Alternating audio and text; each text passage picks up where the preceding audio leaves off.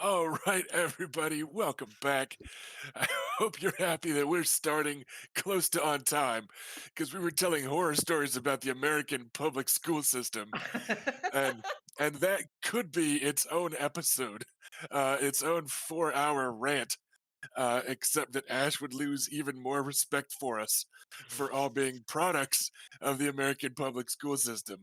That's Uh, fun. This is a 2 second anecdote by a teacher who genuinely compared Vikings to the Klingons. And the sad part was I was the only one in the class who got it. I believe that. Oh, I believe that. sad on dual fronts. So, Like, uh, teacher, but also you're wrong. Like, like this you're is sad what I went trying. through. Yeah. Probably if you So reached out to the one guy paying attention already. it's a wasted effort. So instead of sharing horror stories of the American public school system, we're going to share the horror stories of what happens when you get punched by the mountain that rides. And by punched, I mean hit by a greatsword, Not which good. I'll tell you guys that right now. is Way worse than being significantly punched. worse than being punched. Yes. As a reminder, his base damage is 17, which Ugh. is 3 to 4 times the base damage of most fighting men's. How many Oruses in is this that? book. How many Oruses? It's How about many Oruses worth of damage Yeah. is that? I want to say it's an Orus and a half, depending on weapon. Yeah, I was like, I'll there's be like honest, one person who's like Yeah. close. I'll be honest. True believers, but it's still after Stan Lee. He can't fight me. He's dead. Rest in peace. It's not looking good for Luke. He's in a real bad way. Well, I did need to kind of check that now that we have the GM present of like the spending of one's own destiny points to help a party member if you're not directly involved in what they're doing. Yeah, how are you trying to spend it? And Oh, what are you that's- trying that's to accomplish, right? Like it's, Yeah. yeah. I remember a few weeks ago when I was receiving a valuable lesson from Adam that he learned in the North, which was Don't get hit by the mountain. it's a good one. It- I should apply that one. Was it if at first you don't succeed, pull your foreskin over your head? I don't think it was I don't that like one. Oh, yes, no, no. foreskins. I just had to pull out whatever sounded funny in Scottish. Could be almost any advice, really. Purely to break Felicia. That was. I feel like You did it. my job here is done. I can't actually remember because that was a couple of weeks ago and my brain has turned to goo. I have one advantage. It's not much of one, and that is I had forgotten last session the difference between fatigue and injuries. So basically, I took injuries when I meant to say fatigue points. Well, I said fatigue points, I took injuries. Gotcha. That doesn't do me a lot because they have kind of the same downsides, with the exception of I've got several fatigue points I could spend, probably to avoid dropping some dice like one time. If I was smart, I probably would have used it to avoid taking penalties when I first got like jumped on real hard. But more or less the mechanics are basically the same. Which to be clear, that was Bela was first getting jumped on real hard. You started stabbing the mountain in the back, I and then did come to Bela's aid. the avalanche fell on you. The lorches came, didn't they? Yeah. So, as a brief recap, going into the melee, we had close to a tie between Nymaryen, the beloved second sister of the house, the wardens of the Stoneway, etc., etc., etc., and Sir Davin Lannister. They were the two that remained undefeated, though Davin Lannister was up by kind of half of a win, because one of Bela's came down to a draw.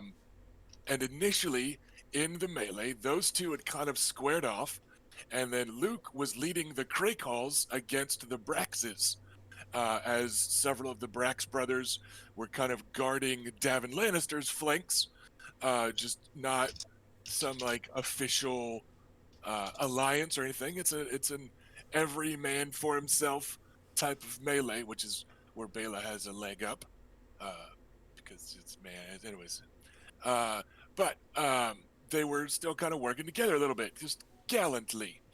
But then the mountain that rides rode up and started wailing on Bela, which led to then Davin Lannister being like, "This is my fight, Clegane," and starting in on him.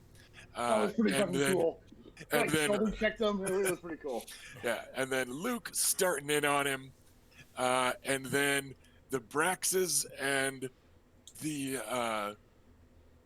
Craycalls kind of got interrupted because Amory Lorch and his brother had rolled up with a bone to pick with Luke, and then Luke and them and everything else got all tangled up together. Eventually, the Lorch brothers have been kind of beaten and yelled into submission by a trueborn Lannister, Davin, who was like, "No, bad Lorches," and eventually was able to just kind of They got half my stand them armor down. off in the middle before it. But Yes, and that was after some I've learned some significant valuable beatings. lessons. There's at least 2 good Lannisters. So there was that going on, and then the mountain connects really hard. He just basically, if his attack roll is a success, you take a wound, is how his health total works with how damage scales in this game. And yes, Oris with a Warhammer, Clegane hits for 1.5 Orises. That said, that's not counting the shattering effect that Oris has with the Warhammer. But yeah, Clegane hits hard, really hard. And he had been doing so to both Bela and Luke. So they have both been pummeled real hard. Luke was beginning to draw blood on the mountain that rides. The mountain has a couple of injuries that are not tournament injury, bump and bruise injuries. And he has retaliated with some wounds on Luke that are not tournament level bump and bruise wounds. Those two begin to not pull punches. And we went a little over last episode, and we still just weren't quite able to wrap up the fight. So we just had to kind of call it in the middle. We hoped that like the extra 30 minutes would get a resolution, and it didn't. And we're just like, all right, we're gonna hold off at the start of a new round.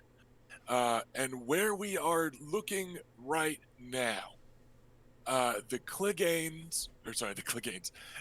No! Yeah, I meant to mention Sandor's here too. Actually, Yeah. brother, I'm on your side for this one. Yeah, no how. But the Craycalls have just about taken out the Braxes, and are like noticing that things seem a little intense over there. The Lorches are both down.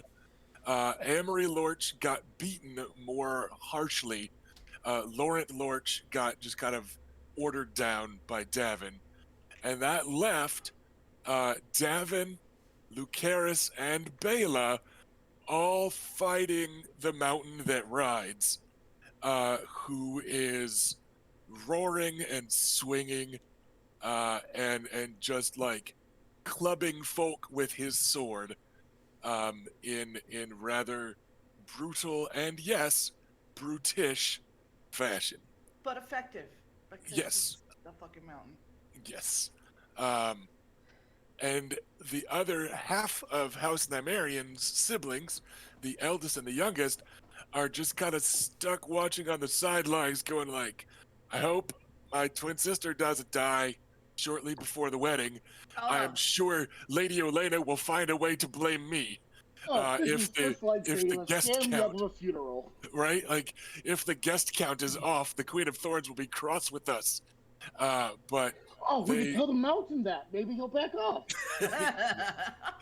so they Anyway, wisely. him, it's gonna be her. I mean, if it would be helpful, well, I think what Robert was getting at about the advice from the North thing was that that's how I could spend a destiny point to have retroactively given some advice. Or was that what you? Or were you? That was 1000% what I was hinting at. Okay. Like I don't always pick up on these things. It's okay. Yeah. No, it's fine. But yeah, you are because, 100% on point. Because I can actually think of some actually useful stuff to say that would be I relevant. feel a little better that I could survive a round that I have some fatigue points and some destiny points. But I am on the ragged edge, everybody. Yeah, you did get a destiny point just now from Bad Nug. Did you knock that one on? I did. That is the Okay. one I currently have. Doug has just also given one to Bela. Right, you just And I got still one. have one in reserve. I mean, Right. I'm sitting on 4 right now, so Remember that they can be used for more than mechanical stuff. It can be a narration thing. It can be some mild change to the story. Maybe Kevin Lannister is noticing that something is wrong. Maybe some other opportunistic knight wants to take down the mountain. So it's a fairly crunchy system, and we are deep in the crunch pretty often. But let's try to remember there's some other options there. But at present, it is the top of a round, and Luke is up first. All right. Luke has little choice here. He is going to spend 3 of his 4 fatigue points he has to ignore his wounds. Okay. He cannot take another hit unless it is a gentle tap. And I don't think the mountain taps, incidentally. And I'm going to use my basically full defense. Basically, kind of go on the offense defensively.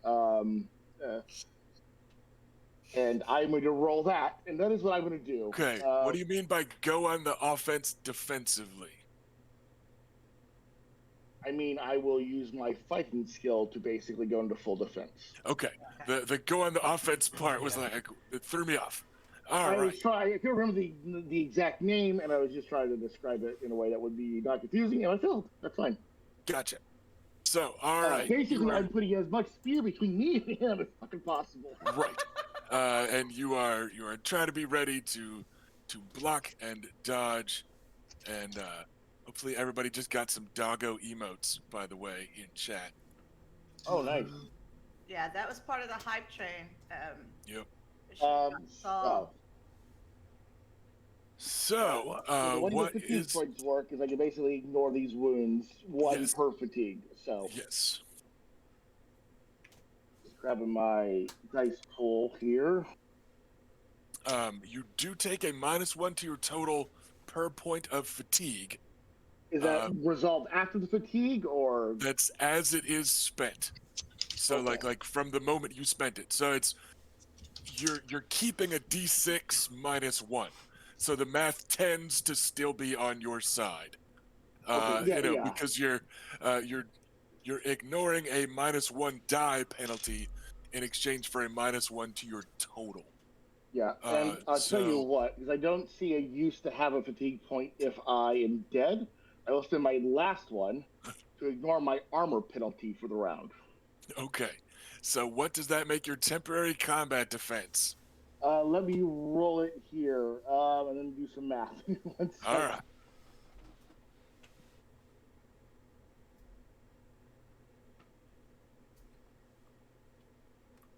Okay. And for those of you playing from home, which because we're on Discord is technically everybody, this is a house rule that we instituted over the chassis of the general Green Ronin system. It felt weird that it's as easy to stab Sir Barristan Selmy as it is a peasant with a pitchfork. So when Barristan Selmy wants to defend, he can, right? So that's what this rule is we allow you to make a biting test with all applicable specialties for whatever weapon you've got equipped, and that will become your combat defense for a round in exchange for your whole ass action. So I have rolled about as good as I can roll. 4 6s and a 4, which the armor check penalty and the fatigue points are going to cancel out. And I'm going to end up with a +1 from the weapon. 24, 28, 29 is going to be my defense rating for this round. Okay. And that's counting the fatigue and the injuries? Okay. Yeah, that's everything put together and then canceled out the armor check penalty. So. All right. So temporary combat defense is a 29. Nice. The mountain. I did do this once. We now have a third contender at initiative 10. I had been making a luck-based roll every round to see how long it would take a certain character to get involved. And their luck-based checks are not great, which is part of why it took as long as Can it I did. help? No, they're here now. Okay. I was rolling at the top of the round. You know, I don't know if this is a good guy or a bad guy, but it can't get any worse. Don't say that. Don't say that. I don't think it can, to be honest. So Luke's We're at the Godzilla threshold. Godzilla's already the damage is so bad now. Unleashing Godzilla cannot make it worse. the last thing Luke sees is a faceless man wearing his own face Just in fucking day. the swirling melee. Although I guess I can place the faceless man from here on out. All right, so what I'm doing for initiative 10 for this tiebreaker is I'm just rolling like a D3 to see what order these three are going to go in. So there's a little bit of randomness each round because they're not PCs, and I like for things to be a little chaotic. So up first is Davin Lannister, who is pretty whooped on himself, partially from Bela, and I think he took a swing from the mountain at some point. I know some lurches. But he is going to try and get the mountain to stand down. He's going to it just worked on the lurches. So we are going to roll some persuade. We are giving him a bonus die for being a Lannister whose name is Lannister. Like that's gonna help some with certain characters. And he got a decent roll. Let's compare that to the unbridled do rage this. of the Well, mountain. what we're gonna do is the mountain is gonna roll his will plus dedication, because that's what he's got, like a loyalty to House Lannister. And we're gonna see if these two rolls combined equal. Let's do this. If the order to stand down plus Clegane's will plus dedication add up to the total amount of damage the mountain has taken this fight. That's what we're gonna do. The mountain is actually going to be trying to stand down. It's just that we know he's got some problems upstairs. So that's what we'll do. We'll compare the total to the damage he has taken. He's got some problems upstairs, you think. He does. He has like chronic migraines, and gigantism causes some issues. Plus also just he's like evil in a Westerosi style. So that's a 17 from Davin. That's a 13 from the mountain's inner decency, we'll call her. It's just inner obedience. Let's not go decency. Okay. And unfortunately, that is not going to be enough. He has taken almost 50 points of damage. So, Sir Davin will like basically be like waving his arms off the slightly one slide of Clegane, and then just ordering him, Ser Gregor, stand down. And Gregor will be up next, and we will have him shoulder check Sir Davin out of the way with another grumbled and tinny and metallic out the way, because just people that keep getting between him and people he's trying to hit. You gotta feel for the guy. Not much. let's say on a 2+, he sticks with Luke. On a 1, he goes back to Bela because he was initially mad at Bela, and Bela has been, fighting him. All right, it's a 1.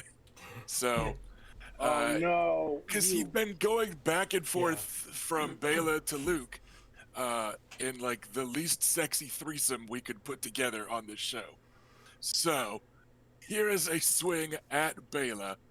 The good news is that the mountain is facing a pretty decent chunk of injuries, which might add up to something helpful. 2, 5. This would have to be like See how careful he major was with the penalty. words? It's really helping Yes. me get me a I fight this clearly in. said might. All right, so that is a 24 on Bela. That is a hit, which he has 2 degrees of success. Probably more. Well, yeah, sorry, it's a 20 after his injuries. But you are combat defense 10, as I recall. I've been fighting recklessly, so Oh 5. no, okay. So, But like even 1 degree of success, it's probably a wound. So, yeah, I have to take wounds, no matter whether Yeah, it was 1 degree or 20 degrees. Yeah, yes. that's kind of the issue we're in. So technically that was a hit for 64 points of damage. Luckily a wound can handle it. More luckily is the third person that is up on initiative 10. And that is Oris off the top Yes! rope. He noticed through his thick uh, skull. Well, he has cursed. So I was making a perception rolls and a luck-based cursed thing just to see if he noticed and if he was able to wade through the melee to get here and that sort of thing. Against most opponents, if Oris shows up, I just feel like it's done. I feel like in this case, it's not done yet. Oris is swinging his hammer. He's got the hammer in one hand and the remnants of a shattered shield strapped to the other. That is not a great roll, Oris. This is a less impressive arrival than we discussed. He is keeping a 1. I mean, it was just the good news is it's the mountain. He's not terrifically hard to hit. I'm still sitting here with destiny points. I'm willing to help. I'm just here. It's just hard to do so. Well, in any situations where, 3 degrees of success, him dropping a die doesn't change the outcome in a lot of ways. Yeah. So that is still going to be a hit. And he has bludgeoning, or shattering, excuse me. So the mountain is losing some armor, which is always good. Yeah, I'm not sad about that. Armor rating is down to and 22. It's like he wears a fucking wagon. Basically, yeah. I mean, he's basically a battleship. So 3 degrees, 33, 27. Yeah, that is gonna be a wound. Yes, hitting for 2/3 of a mountain, but with a couple degrees of success, will in fact give the mountain his first wound. So, the mountain lashes out and bashes into Bela, knocking her to her knees. But then a warhammer comes out of nowhere and smashes into the side of Clegane's helmet, which is a rarely undecorated helmet standards. It's basically just a bucket, or rather, it's like 5 buckets welded together. He's got no art to his armor at all, not even like a snarling hound's head. But it gets twisted half to the side, and there's a huge dent, and there's blood pouring down the inside of the helmet. Oh my. And Where's Aura the ref? Call it. stands there for a moment Why is with the ref allowing this? the follow through. Give an answer both telling him to stand down. Yep. But yeah. And then Bela is up at 7. Well, I don't have much longer in this, apparently. So I'm gonna try to get. I'm gonna try to get one last hit in. Like, when I said that, if I take one more wounds, I have to big out. So like, Yeah, she's which translates to if I get attacked once. So, which is part of why I'm randomizing his attack rolls Yeah. to try and spread the love, or right. rather the So, hate a little. I just mean like I appreciate your enthusiasm here, but like there's only I can't eliminate the chance of me getting attacked for the remainder of the melee. Yeah. So while I can do something and I'm still in it, I will be using 2 fatigue points so that I can keep enough dice to maybe make this hit worth it.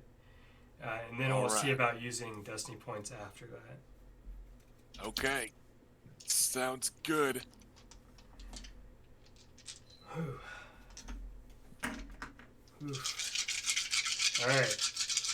So with some focus and rededication to what's happening, trying to push past the pain, digging into my training, I end up with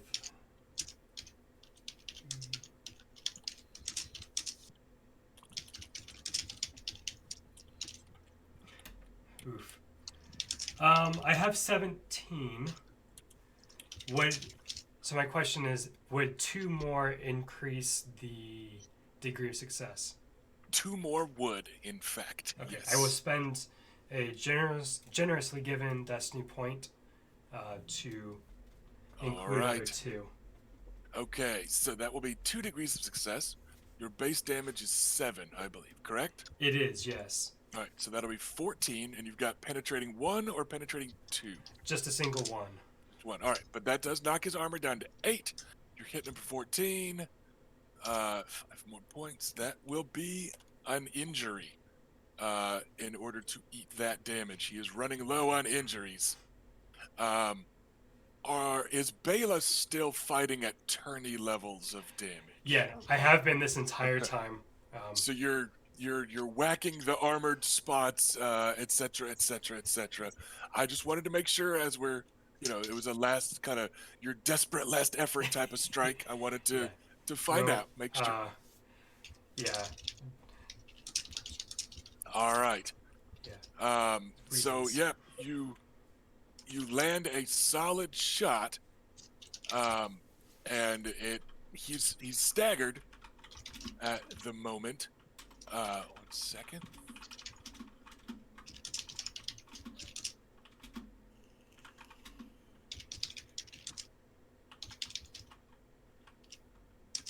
Okay.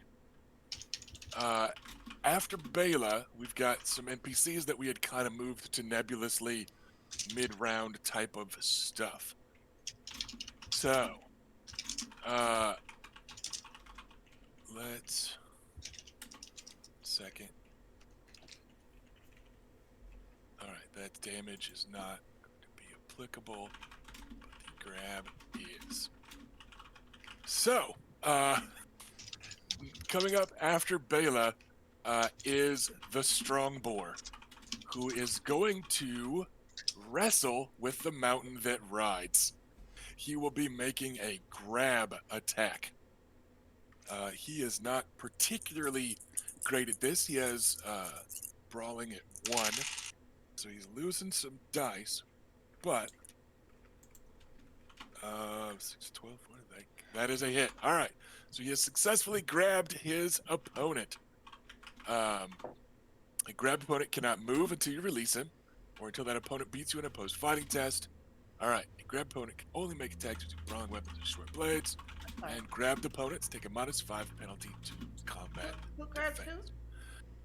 The Strong Boar has rolled up on the mountain that rides with his morning star out, and has kind of wedged his morning star between the mountain's legs, grabbed the head of it, and is like heaving and trying to kind of wrestle the mountain up into like a single leg takedown, basically.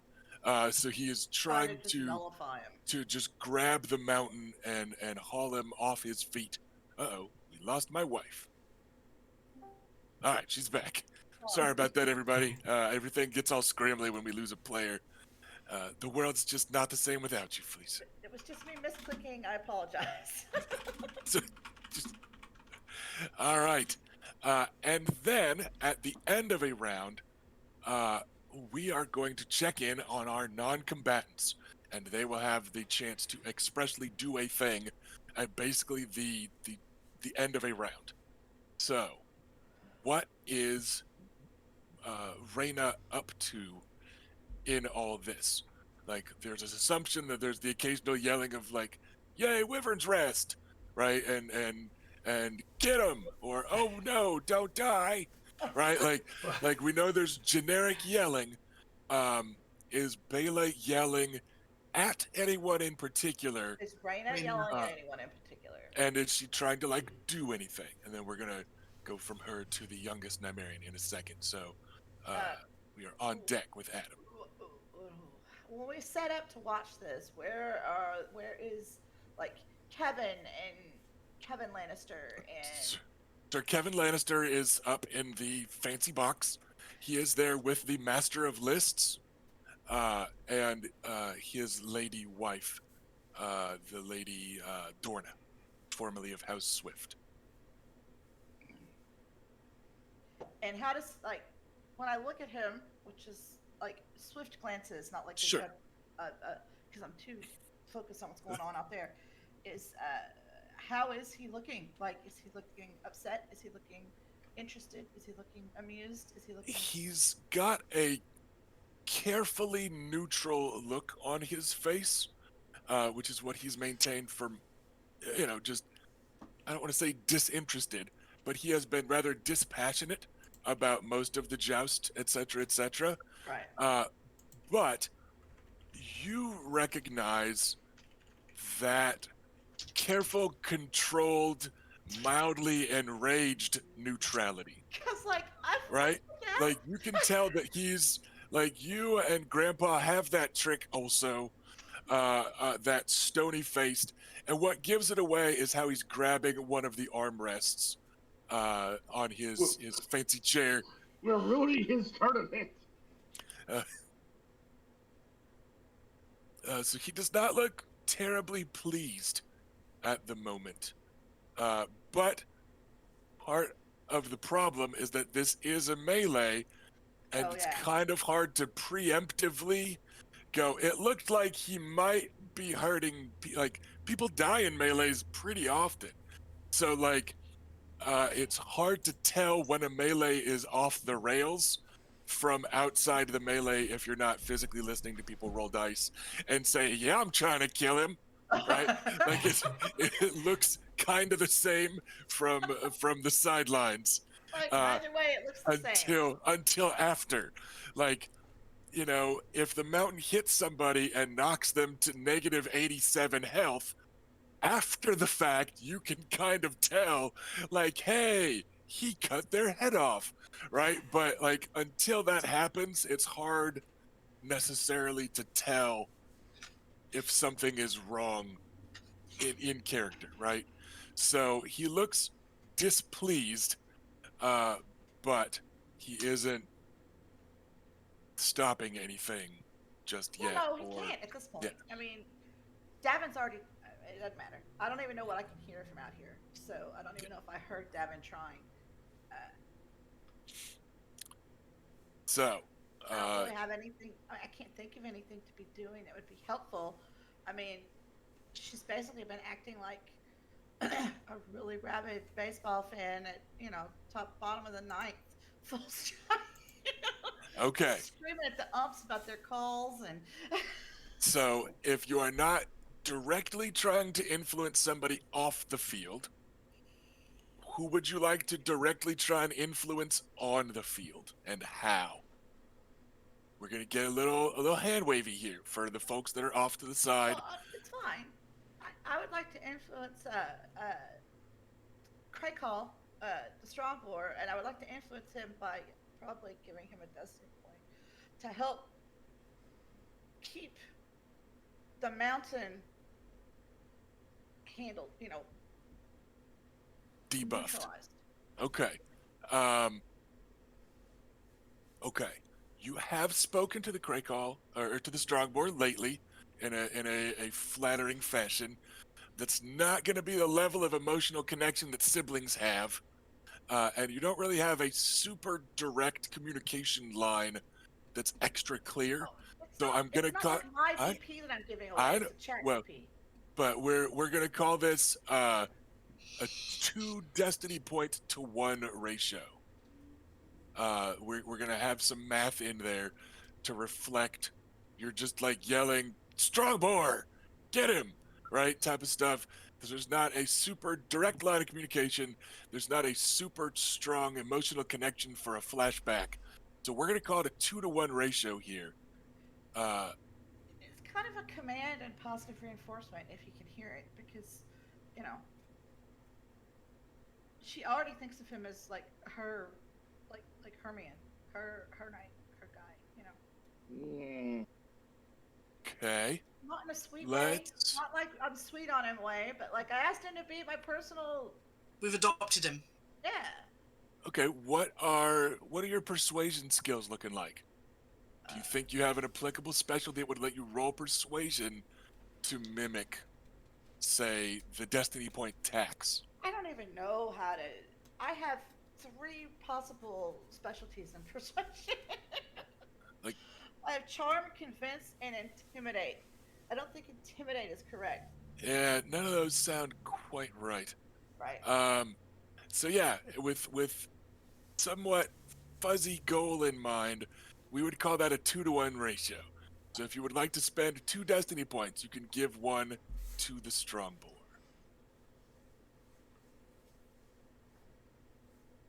Does that sound good? Yeah. Yeah. Taking him up So on it? I have a couple sitting here, so I'll use them. All I'll use right. my one of them, So, and then one from the chat. okay. All right, and then Adam is up in the nebulous in-between rounds. Who So would Adam like to manipulate? I mean, like, Kevin Lannister has already told the mountain to stand down, and he has not done so. That was Davin Lannister. Oh, Davin. Oh. Yeah. Yeah, that was Okay. just another guy in the melee, which is an iffy tactic. Okay, our host is Kevon, though, or Kevon? Kevin. Yeah. Kevin is our host. Okay. Yeah. So, given the limitations on what I can do, I think he's probably who I want to influence. Okay, so you're gonna pull some WWE, like, "Come on, ref," or yelling on the sideline, like that type of thing, trying to draw Kevin Lannister's attention to things and show him that Clegane has slipped the leash. Sounds like that's your kind of your ideal outcome there. Yeah, I mean, I'm not going to shout or anything. Like, this is more going to be a quiet but urgent word. And pointing, lots of pointing, I imagine. And I mean, maybe not so much, but indicating, I guess. I'm going to try to be calm about it because I feel like he may take that more seriously. Okay. And to try and back it up with look how different he's moving now, or how basically draw his attention to things that have definitely just happened that indicate that something is wrong. That he has murderous intent, perhaps, but try to keep it grounded in stuff that we have already just witnessed, Right. rather than it seeming like I'm just worried about my siblings, kind of thing. All right. So I think probably gonna That- be convince. That sounds like a convince roll. So let's give that a sling. Yeah. Yep. Let me just check my numbers. Persuasion. Okay. So I've got And bonus give dice. yourself +1 bonus die from just circumstance. Okay. Because Clegane was already a little out of line yesterday, and Sir Kevin is already feeling a little embarrassed by him, Yeah. and is already aware. He's already watching. So a simple I guess, like Sir Kevin, just look, like is kind of enough to yeah, force. like you. Yeah. Yeah. Also, I guess also that's another thing to like. You saw what happened yesterday as well. Yeah. This So seems, yeah. I would like to use one of my destiny points to turn one of my 2 bonus dice into a kept Okay. dice. remember, you don't have to do that until you roll. Like Okay, wait and roll and see if it's worth it. Sure. Uh, I'll do that and see how I get on then. Yeah, we got a little scrambled. Felicia stepped AFK for just a moment.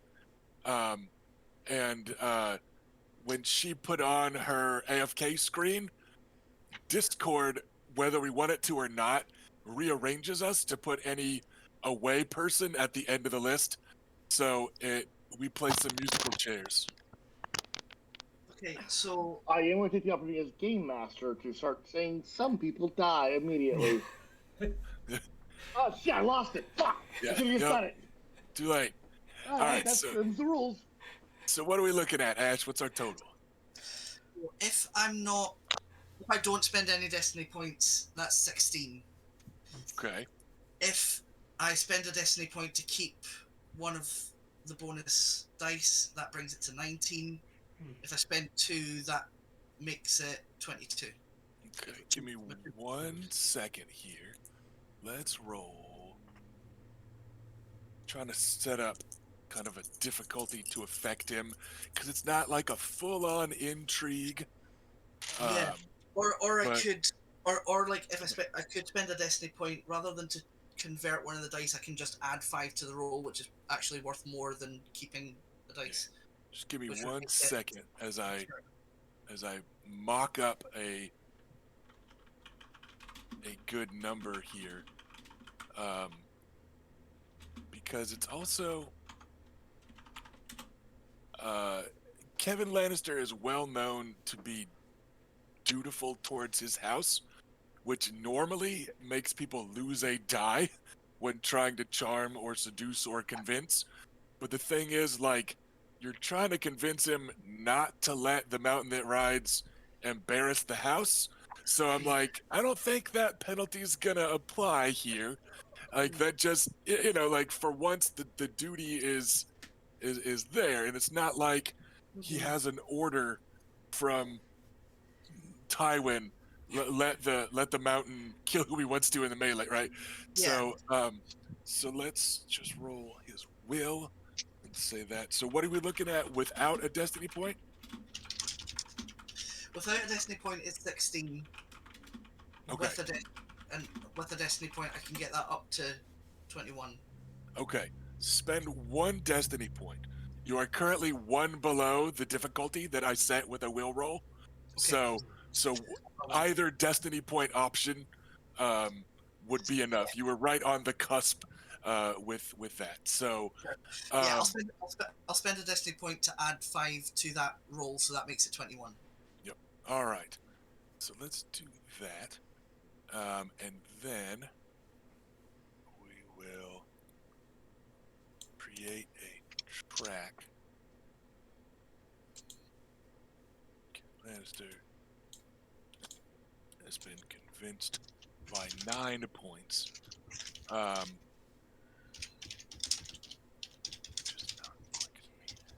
All right. You both on the sidelines, you're able to see he is pulled feet beneath him, like he's preparing to stand. You get the feeling that he's a ref, like watching for a reason to call it. You know what I mean? You guys see that in various different sports, like mostly in MMA, when somebody's down and just getting pummeled into even more And the concussionville, ref is all and right the up ref on is 'em. like ready, like right, like he's in that zone. You can tell that he's watching like very carefully. He's looking for an excuse uh, to try and do something about this tangled mess in the middle of the melee. He's not quite doing anything yet, but it's definitely where his eyes are and his attention and his intent. And with that, we loop back around to the top of the initiative order with Luke at 16. So I'd like to spend my destiny point to modify the narrative slightly. It depends on what it is. Like let's hear it. I'm pausing because I look like Ash raised his hand for a moment. Yeah, I did because I realised a thing that might be relevant that you might want to make use of, that spending a destiny point can heal all your fatigue and wounds. Or fatigue and injuries, sorry. Just a thing to bear in mind. Oh, that's pretty useful. It can. That's really useful. I didn't know that was a- Page 72. Well, what is Now, it exactly? Because those are all let me just very make- different, powerful things. Yeah, just let me just make sure I read it right. No, take your time. I had a less crunchy but kind of cool thing, but it's Oh, like no, wait. more abstract. So Yeah, I think that's It's burning, burn- not burn- spending. Yeah. Burning, not spending, sorry. I'm gonna need that when the mountain kills me. That's so what I'm gonna keep my burn destiny point for. I just wanted to flag that up in case it was useful. But yeah, You that's should just burning, honestly, not you should spending. attack the Unfortunately. mountain with So, your pool of destiny points. You might be able to take them. but it sounds like Cool to Robert's know. plan was the add a minor detail to a scene Yes. type of element. So what do we think? And so this is not really something we've done a lot of in the game. So this is really a new Rusty. What I want to do is be able to say the sun is in such a position that with my short sword I can temporarily blind the mountain for a round by reflecting the sun in his eyes. That sounds to me like less of a narrative detail and more of a description of making him lose a die type of thing. Like I don't think that we need to go into adding a narrative thing for that. That sounds to me like just the mechanical justification of bestowing -1 die on an opponent. So I Okay. wouldn't want to also like make that cost you an action or whatever. Okay. So yeah, because to me that's, you're not permanently blinding him or anything like that. Like I add a minor, I add a minor narrative detail of a vial of acid. No, but yeah, to me it sounds like that's a good way to describe the -1 die to an opponent type of thing. So Okay. I don't want to make that also cost like an action. If I need to use that, I may do that. So what I want to do at this point is Luke is on his last edge. He cannot fight. His muscles will not respond to him at this point. I want to go ahead and step back and yield, knowing the mountain will not respect that. But there's other people on him. But my concern is Bayla's still in the fight. Okay. So I need to make sure she gets out first. So this is the yield action. I guess that is what I'll have to do. Yes, I will take I'm going to take basically a step back out of the fight and take the yield action. Okay. Which is an option. It is generally used. We see it most of the time in social combats when we do intrigues, but the intrigues are kind of not super fun, so we don't. But it is an option. This is basically me bowing out of the fight as I cannot continue it any longer. Right. Well, what this is mechanically, because it is an option, when you yield, you choose your defeat consequence, technically. And this is from the rules about damage and defeat, and the final stage of a combat round. So Okay. this would be you choosing the ransom defeat consequence instead of unconscious, maimed, or death. Right? So, and that's a mechanical thing that you can do. But like that would be the offer here: is I yield to the mountain, which means he's beaten me in the melee, and we're supposed to pay back, the ransom. So that's choosing that option. On your turn, you offer the narrator terms by which your character will go down, blah, blah, blah. So that would be that selection. Now, Okay. the narrator has the option of accepting your terms, making a counter offer, or rejecting them. If you reject the narrator's counter offer, you cannot yield. So this would be a matter of fighting a horde of undead from north of the wall. I yield, right? And I yield and take the black. And then the GM's like, no, that's not it. Right. So, but Wait, in are these zombies not respecting the black now? What right. world do we fucking Yeah. live in? That said, in a melee, this is a perfectly reasonable action that should work. So, My assumption is not that Malcolm honor it so much as he's being tackled by like 3 guys. yeah. So, we will. Lucas is now out of the melee. Okay, so And I want to make eye contact with Bela first and make sure she is pulling back. You just saw me launch an attack. Eric is like, no. Like, it's fine if you need to step back, brother. Don't die on my behalf. No. If I didn't have like a -8 to all my actions and like -3 dice. So, Yeah, Well, Robert, it is a free action to flip your sister the bird. Once she survives this, if we both survive this, I will. So the way I kind of imagine this is Luke kind of takes a step back, and then just fucking collapses. Oh. And yeah, so officially, Luke is now out of the melee. He will not be attacked by anyone else unless he attacks. He owes a ransom of the cost of his armor to Ser Gregor Clegane, the last opponent that struck him prior to his yielding. And let's go ahead, Luke, give yourself a destiny point, because that's a reasonable thing to do in a melee. Well, it's useless now. No, I cannot believe if I have nothing left in the tank. Luke has burned his muscles out and he is in pretty bad shape.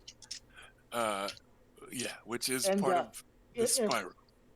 Yeah, if Baylor was still facing the mountain alone, he'd fight this to the death. But he's being tackled by Oris and Craig. So Yeah, he's being grappled by the strong boar and hit by Oris is where we're at. Speaking of, it is now then initiative 10. Let's roll the D3, see which of our 3 are up first. It is the mountain. Dang it. Out of Mountain, Davin, and Oris on initiative 10. So now, the mountain is grabbed, which is not something that normally happens in a game. So he is grabbed. He can try to break out, where he can make attacks with brawling weapons and short blades. So, the mountain is going to pull a dagger and start stabbing. He's got 2 people in melee with him right now. There's 3 that are the most recent. So, pick 2 numbers on a D6 to represent you, Bela, and then the other numbers will be Oris and the strong boar. I'll I think it's choose 6 1 and a 4. No one can get those. I'll choose 1 and 2. All right. Okay, it's a 5. So, the mountain pulls a dagger and starts shanking Oris. Now, the problem is that he's still got like a pretty high. Still a lot of shame. Yeah, because shanking is like actually stabbing someone rather than hitting them, so that's not good. Yeah. It is. Come on now. Where's the fucking? 1 second. It actually would have been really handy if the mountain had kept trying to attack Luke, because that would have absolutely given like the unambiguous sign that he's Okay. acting dishonorably and could have been like. Counterpoint, I would die. Here's the thing. We're gonna not do a dagger because he would know this because it's a weird fucking quirk of the rules.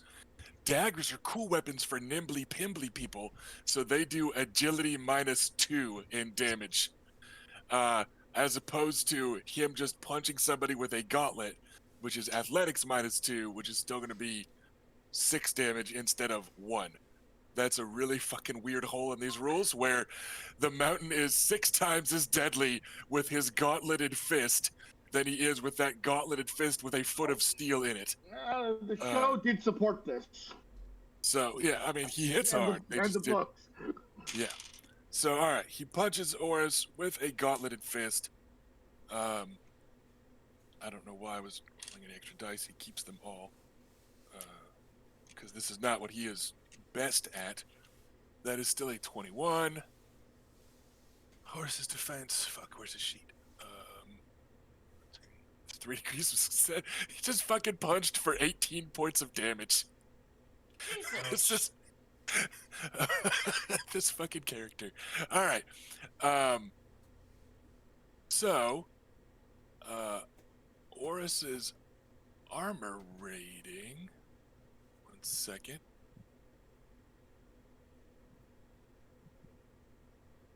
Is a 12, so Oris takes 6 points of damage. He's gonna take an injury. Because then he gets to hit for free. So, the mountain has Crake Hall lifting him up off his feet, and like the mountain swings wild, and is like he's got his greatsword arm hooked over Crake Hall to stay on his feet, and then he just lashes out with a gauntleted fist that knocks Oris's helmet off, and sends the Aurochs's bucket helm falling into the mud. And He's then not wearing the good. He's not wearing the good helm that I gave him. or the good one. It's got the. I was just trying to describe a helmet made of metal, still getting punched off somebody's face. Should be a pretty big deal. Yeah. So, Oris will lash out instead of using his words. He's not really a words guy. Words not needed right now. All right. The mountain has dropped to armor rating 7 as Oris smashes him with the hammer, returning the blow and knocking the mountain's helmet off. And then Davin or Oris. All right. Davin is up. He will grab the mountain. He will dogpile on alongside Crake Hall. Just needs a basic fighting roll. What? Okay. He just rolled all 4s. This fucking like I want to cuss out this Discord die roller's broken, but like no, it's just real life. Another glitch in the matrix. So that's a hit. I mean, it will connect. So now he is grabbed twice as so only make blah blah and -5 to his combat defense, which I forgot. That should have been an extra degree of success, but an injury's or a wound's a wound. So there's that. Now Oris is up at 10.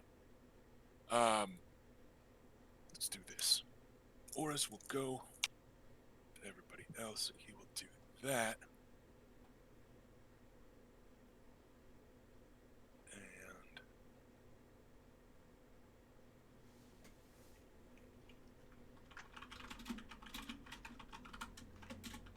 spend a couple fatigue points. Sure. Let's do that. All right. Hey, yeah, thanks. I just saw that somebody's gonna be able to hand out a destiny point, Robert. Yeah. And now I am drowning in the destiny points I needed. two is drowning. And for me, yeah. Uh, Let us see who gets attacked next. so Oris is gonna spend a couple fatigue and do that.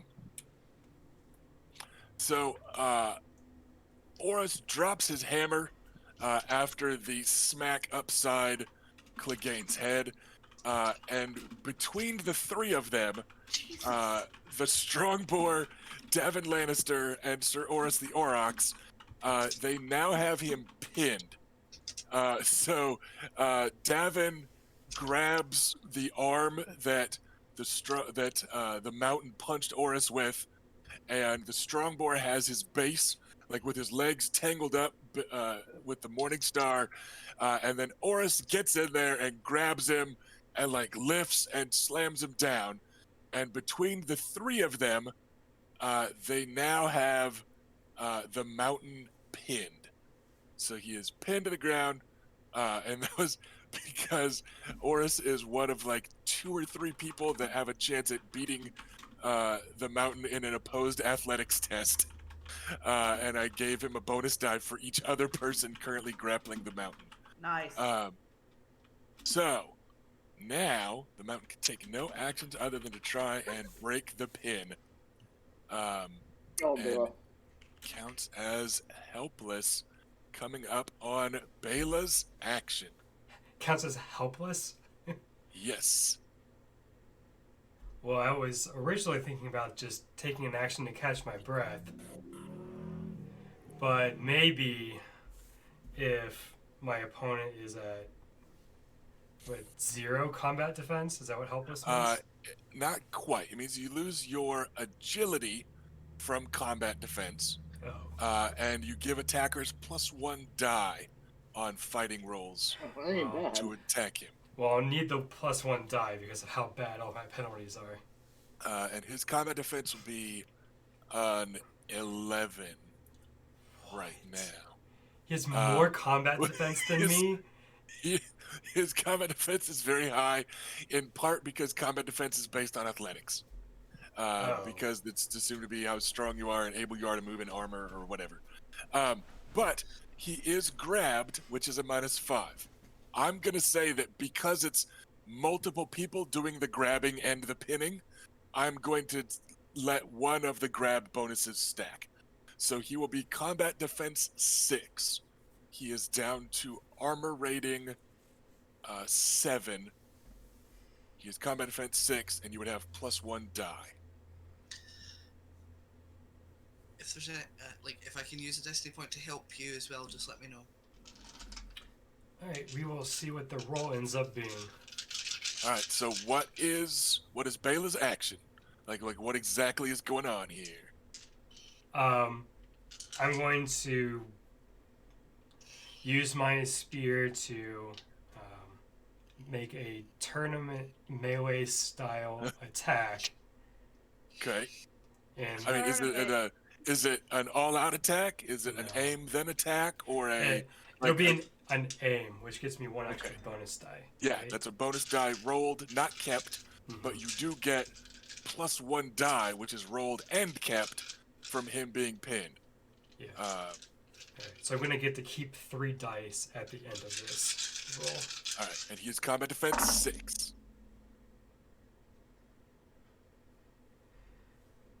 Okay. Well, let's see. I have 16 on the dice, but now I need to subtract 6 to go down to 10. All right, that is still a hit. I will use a destiny point to keep another 4 to bring it back up to 14. You do not need to. Just if I'll let you know on some math tricks. It's gonna be a wound either way. He is low on health and injuries and stuff. So yeah, it's gonna be a wound. Oh, and I forgot the Either way. +1 from it being a good weapon. Yeah. So. But yeah, keep your destiny point. It's a wound either way, so I'll save you the math there. Okay. He's at a he has enough disadvantages going right now, and is running. Once the spiral starts, the spiral is real, especially if you have 5 people all attacking you. Turns out that's not good in a fight. Who knew? I can also attest to this. So I'm picturing Bela kind of just like heaving to her feet and then like attacking for all she's worth, like with gravity on her side, because you said what, a -6 from Yeah. injuries and fatigue, and Mm-hmm. so it is a hit. It is a reasonable hit. It is hit enough. Okay, which brings us to the end of a round. The Strongboar is going to continue grappling, and trying, like Ser Gregor, right? Come on, fuck. And Davin is also trying to like order him down.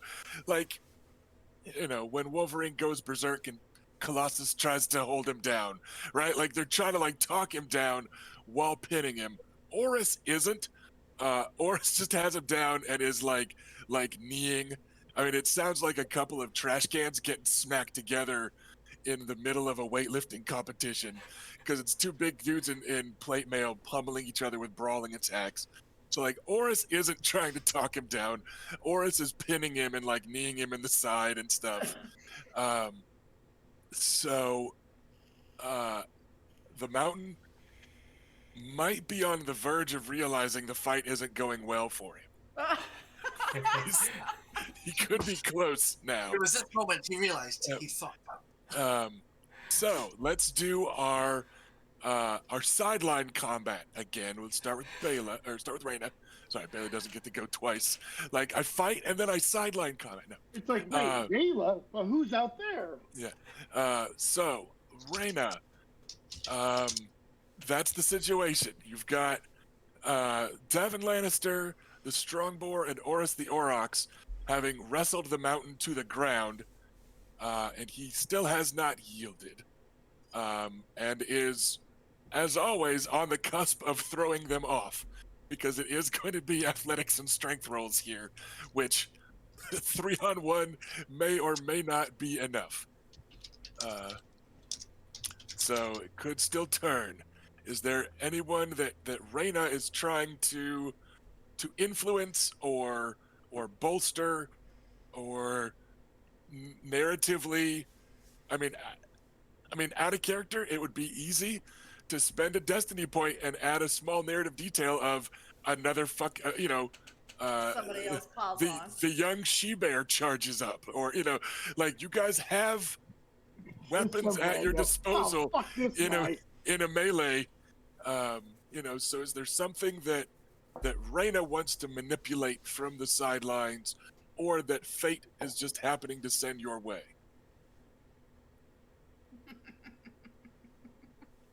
I'm sorry, the mental image of the she-bear burrowing in out of nowhere, just hurling herself onto this pile of big old guys. House Nymaryen. It is hard to beat that.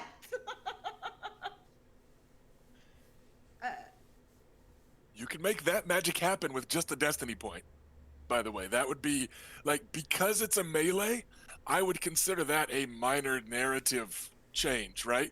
Just adding somebody else from the roster of the melee into this mix, given what's going on. Like I'd call that a minor one, not a burned destiny point, but just a, pretty reasonable.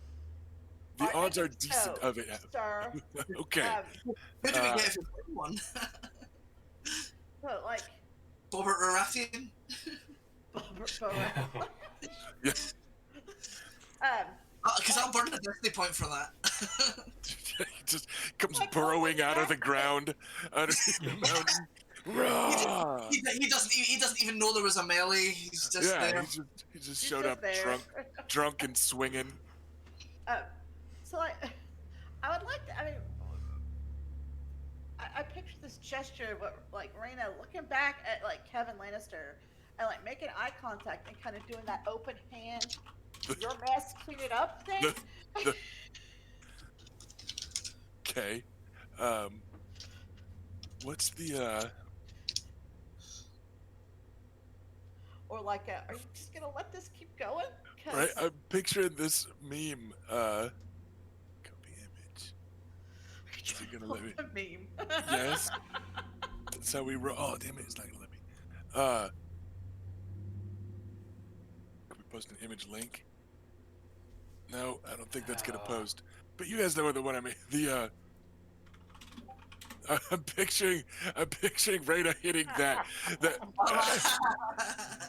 right, like that white Yeah. fuzzy animal meme thing. Well, Monkey cat, that's what it's called.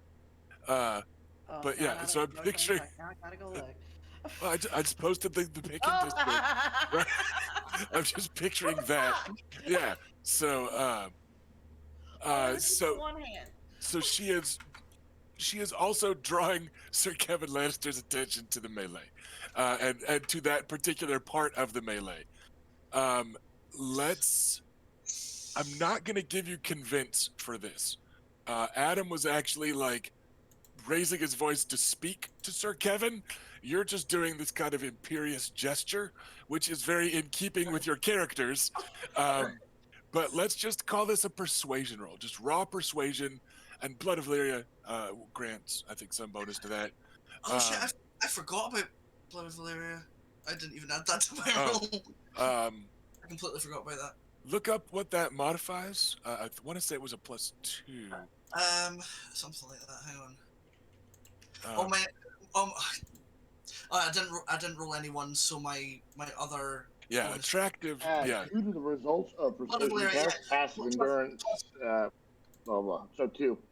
Plus, Yeah, plus Blood of- 2 to intimidate and persuasion, yeah. So that would have made it 23, which I don't think actually crosses a threshold. So yeah, no, it's. I have made up the rules for convincing Kevin Lannister. Instead of normal degrees of success, I'm just saying over a total of a certain amount. So the Yeah, +2 did help. It does help. okay. But Reyna, go ahead and give us So, your straight persuasion. just straight persuade, your disgusted gesture, and a +2. Appeal to his. Yeah. his And pride again- in a way. And again, normally attempts to influence him with persuasion are going to have penalties, but I think this flavor of it, his dutiful, isn't going to withdraw. 19. Okay. And let's set the target number for you. No, 19. I had to do it. Fucking OC has broken my brain. Okay. So 14. And is that with your +2 for Blood of Valyria? Yes. I rolled a 17. Okay. Okay. It is closer. You guys can tell he's on the cusp, and that brings us to Adam, with his influence somebody on the sidelines roll.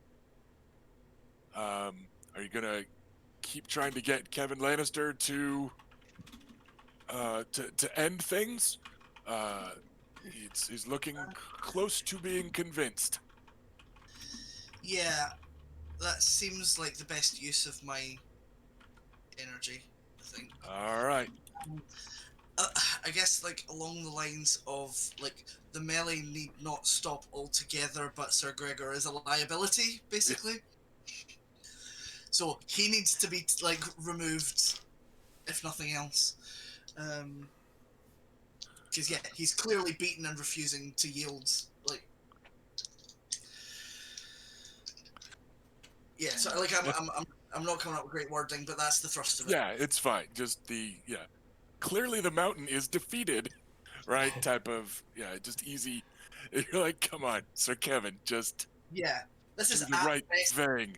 yeah, like this is at best unsportsmanlike. Yeah. That's being very terrible.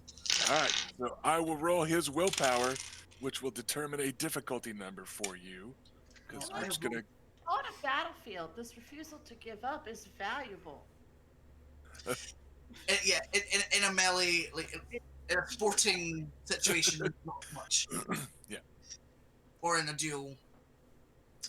Right, so I have rolled pretty damn well, so that is 22 on the dice with my +2 for Blood of Valeria, so 24 before I do anything else. All right. Is that sufficient? That is sufficient. What I decided you guys needed to do was each roll would be opposed by his willpower, and then you had to beat his what would normally be his intrigue, or sorry, his composure score, as though it's it's kind of a slapdash intrigue that we were putting together. And that one actually did it. He was at 14 out of 15 composure.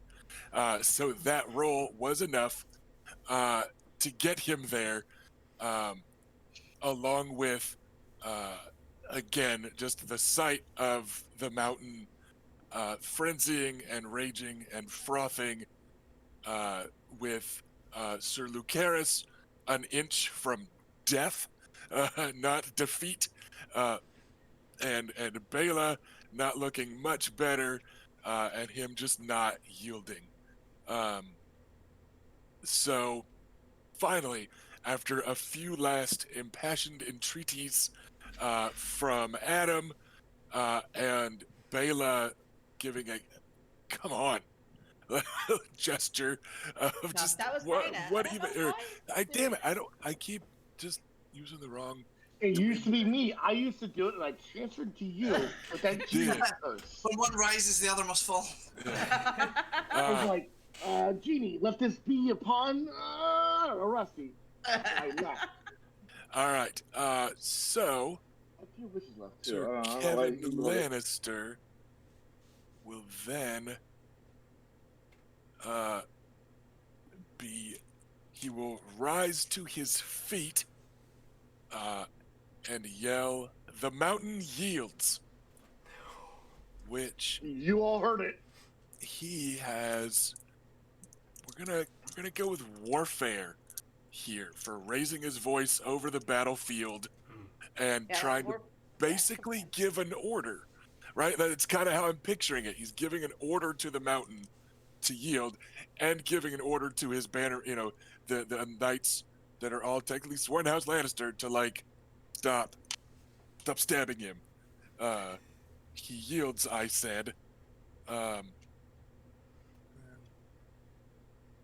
15 is not bad. So the mountain will slow to half-assed, doesn't quite mean it, struggling, which would bring us to the top of the round with Luke at 17, who is half Probably. conscious. Well, he's able to like drag himself towards the sidelines Yeah, that's a what he's bit, doing. he's upright, but he's in in a video game when they take away all your regular movement powers and you're just able to kind of crawl. Yeah, He's in yeah. that. So there's black around the edges of the screen, and he's just kind of dragging He can still himself. respond to shit. I think his average dice roll right now is going to be about -4. Yeah, so he's just hauling himself to the sidelines at nominally initiative 17. At initiative 10, the mountain starts to hold stock still. Oris keeps him pinned. Sir Davin will rise and look down warily at the mountain, and then without looking your way, say, "Lady Bela, I trust you yield?" This is Davin talking to me. Yes. Yeah. Yes. He's like, you're like in his peripheral vision. He's like, I really don't want to have to hit her again. These Dornish people are fucking crazy though. So he's like, he was basically holding his action, and he was just like Lady Bela, I trust you yield. On your Yeah. action, you will yield. On everyone else's action, actually, I'm gonna make a perception roll for Alice Mormont. She just starts swinging on everybody, like she's currently Haha, I dogpiled got on you, him. Horus. I got you, Mountain. I have a I critical got yield. you, Bale. If she like botched it, she would not notice that things were up over here, right? But she just, I don't want to. She's not. She's not everybody. right. She's not like stupid. I just was like, let's see. If she's really unlucky, she might start clobbering folk. Okay. With that, so then Alisade stands up and she kind of looks around and sees like none of you guys hitting each other. And then she just turns and runs off back into the swirling melee. There's a whole bunch of other people who are not part of this who are Yeah, still she's fighting. gonna. Yeah, she's. So there's just a big pile of knights in the middle still. So But we're Davin. really smart and just stayed the fuck out of all of this. Yes. Davin is going to technically take a catch your breath action. And then he's gonna wade back into the fight also. Wait, so why is Bella being asked to yield? Because if she didn't, Davin was going to casually hit her once, but he like doesn't want to hurt her, so he was like, please just yield instead of me having to backhand you. Yeah, he said, I'm not here to kill you. You're in bad shape. Please give up now. So it would have gone like this. Either I could agree to yield in that moment, or instead he would then attack me, hit me, I would take a wound, and then I would yield. Okay, sure. I'm just checking that you, the player, are okay with that. Yeah. So like, unless he missed me. Okay. Yeah, he was offering her the opportunity to yield instead of. Because he's like, I don't know how many times I need to hit a Dornish person to make them stop. I'm worried that I could kill her. She's looking pretty beat up. You are a couple hits closer to out than he was. Like he would need several good hits. You would need a good hit. I don't know if I could hit him reliably at this point. And I figured in character, that sort of thing is fairly visible to trained warriors that have done this before. So he was just, kind of politely and chilly asking you to yield. All right. And then as soon as Oris, we're going to go to just narration time here because no PCs are still in the fight. As soon as Oris lets up at all, Gregor basically like Shoryukens to his feet and shoves everybody back a couple feet as he like roars his way up, and then he just says what he's been saying all day again with an out the way as he goes to stalk off the battlefield. Messaging is important and he's sticking to it. Yeah, he's sticking with his brand, which leaves the Strongboar and Oris the Aurochs both taking a take a breather action for a moment. Davin gets a second take a breather, and then the next round, all three of them will dogpile into the melee and vanish into the scrum as Bela probably catches up to Luke on the way to the sidelines. Mm-hmm. Like after one round of head start, you guys both get there at about the same time. Hey, Bela. Hey, let's get to the Maester tent. Don't talk so loud, it hurts. And at this point, they are free to get some assistance from Reyna and Adam. Philea has emerged from out of nowhere in the crowd and is holding up her hands to help people over the gate, because it's or not gate, but it's like a fence with just a top rail. You know what I mean? Mm-hmm. Like that you guys. So So you just have to go over or under it. It's pretty easy. So they try to make it easy to leave the melee, right? I know that as soon as Ser Gregor disappears, she turns up. Mm. Wait a She's minute. piloting We've him never like a seen them in suit. the same place together. Right? Martin Lannister Oh, is yeah, also has also arrived along with Tyrion Lannister. Both of them are carrying. I don't know why, pictures- but Tyrion's showing up right now is just Yep. perfect. They are both carrying pitchers of wine, and Tyrion's like, perhaps a beverage. Oh, perhaps at the Maester's tent. I'm afraid my Yes. view wasn't splendid, and you are a mess, Luke. Look what you've done to the grass. Tyrion, why is there two of you? Ah, my family's just lucky that You're a way. witch. That's. All right, now, come on, both of you. So, Philea and Martin will help with some lifting as needed Ow! Ow! in order to keep people moving. And you lot are able to make it to the Maester's tents without further injury befalling you. Were Raina and I in the same box as Sir Kevin? Like near it, I picture you just off the high platform, and you were able to like speak Okay. to and Right, okay. So I don't need to like formally excuse us from his presence or anything like that. no, you guys were just in the audience. You can't flip them off and say Nymaryen's out. Just leave. So And then we will recover for several days here and then leave.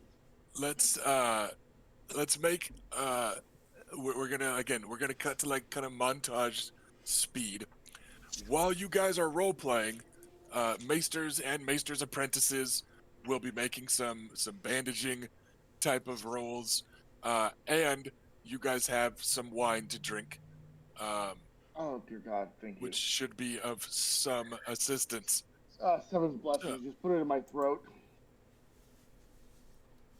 The healing skill can substitute for an endurance test. The healer does not have injuries and wounds, so they will be able to heal you better than your usual endurance shenanigans. So, I think my fatigue will have to wear off before I have any chance of making a roll at all. Yeah, what we're gonna do is your fatigue is gone after 30 minutes ish in the Maester's tent, right? Like it's just that's fairly quick. And then I am going to make we're gonna fast forward for 1 day's worth of injuries. We're gonna say that these, because at least some, if not all of the damage was in Bailey's case was tourney level.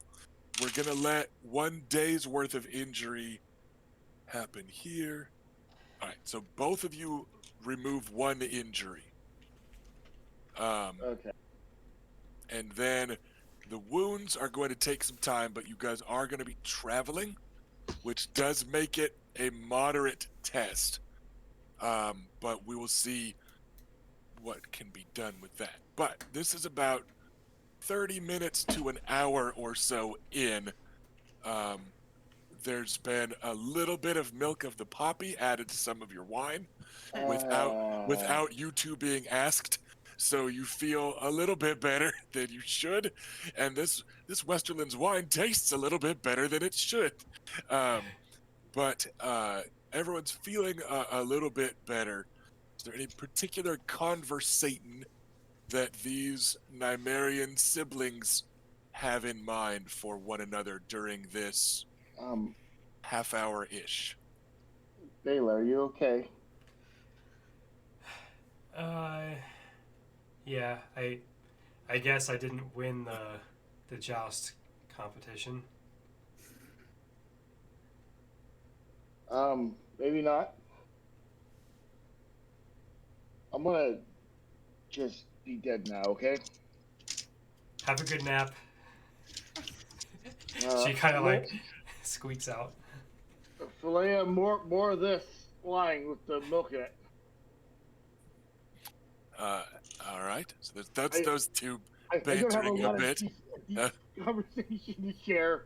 I did my thing, and I'm gonna be dead for a while. all right. It was Any restful. any words of anything from Reyna or Adam during this? As they're recuperating and half passed out, etc., etc. Are you guys like, good job, or you suck, losers, or Oh are no, you no, know, no. like, Good good? job. I mean, Like shaking beers up and spraying us. Like, oh, you guys suck. and he just focused in on you guys, and it was awful. It was like a nightmare from the sidelines. Couldn't do anything. Uh, I mean, I I think we all know he was trying to murder you, not just win. yeah, that's kind of what I assumed. I mean, even when he They made it tries to worse, just but win, he's the mountain.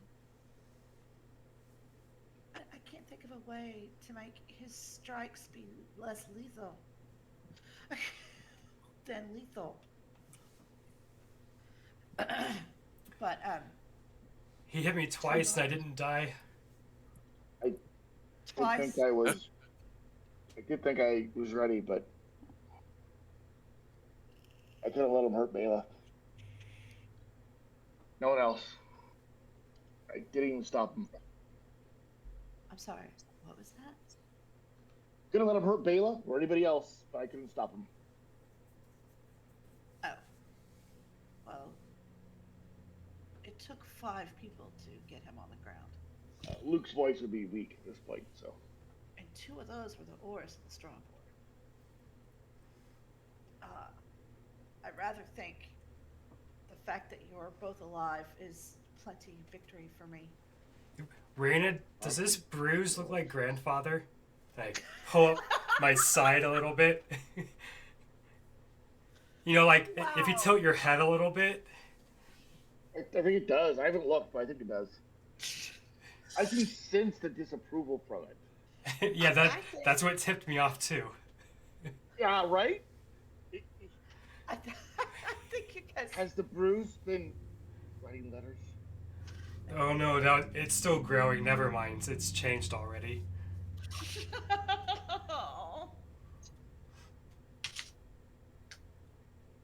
I Is Adam piping up in any of this? Adam doesn't have much of anything to say because he was in a foul mood from the start today. So no, not saying anything of consequence. Okay. I just No, hush. Just Yeah. breathe. I'm trying. You should well- both be able to travel in some days.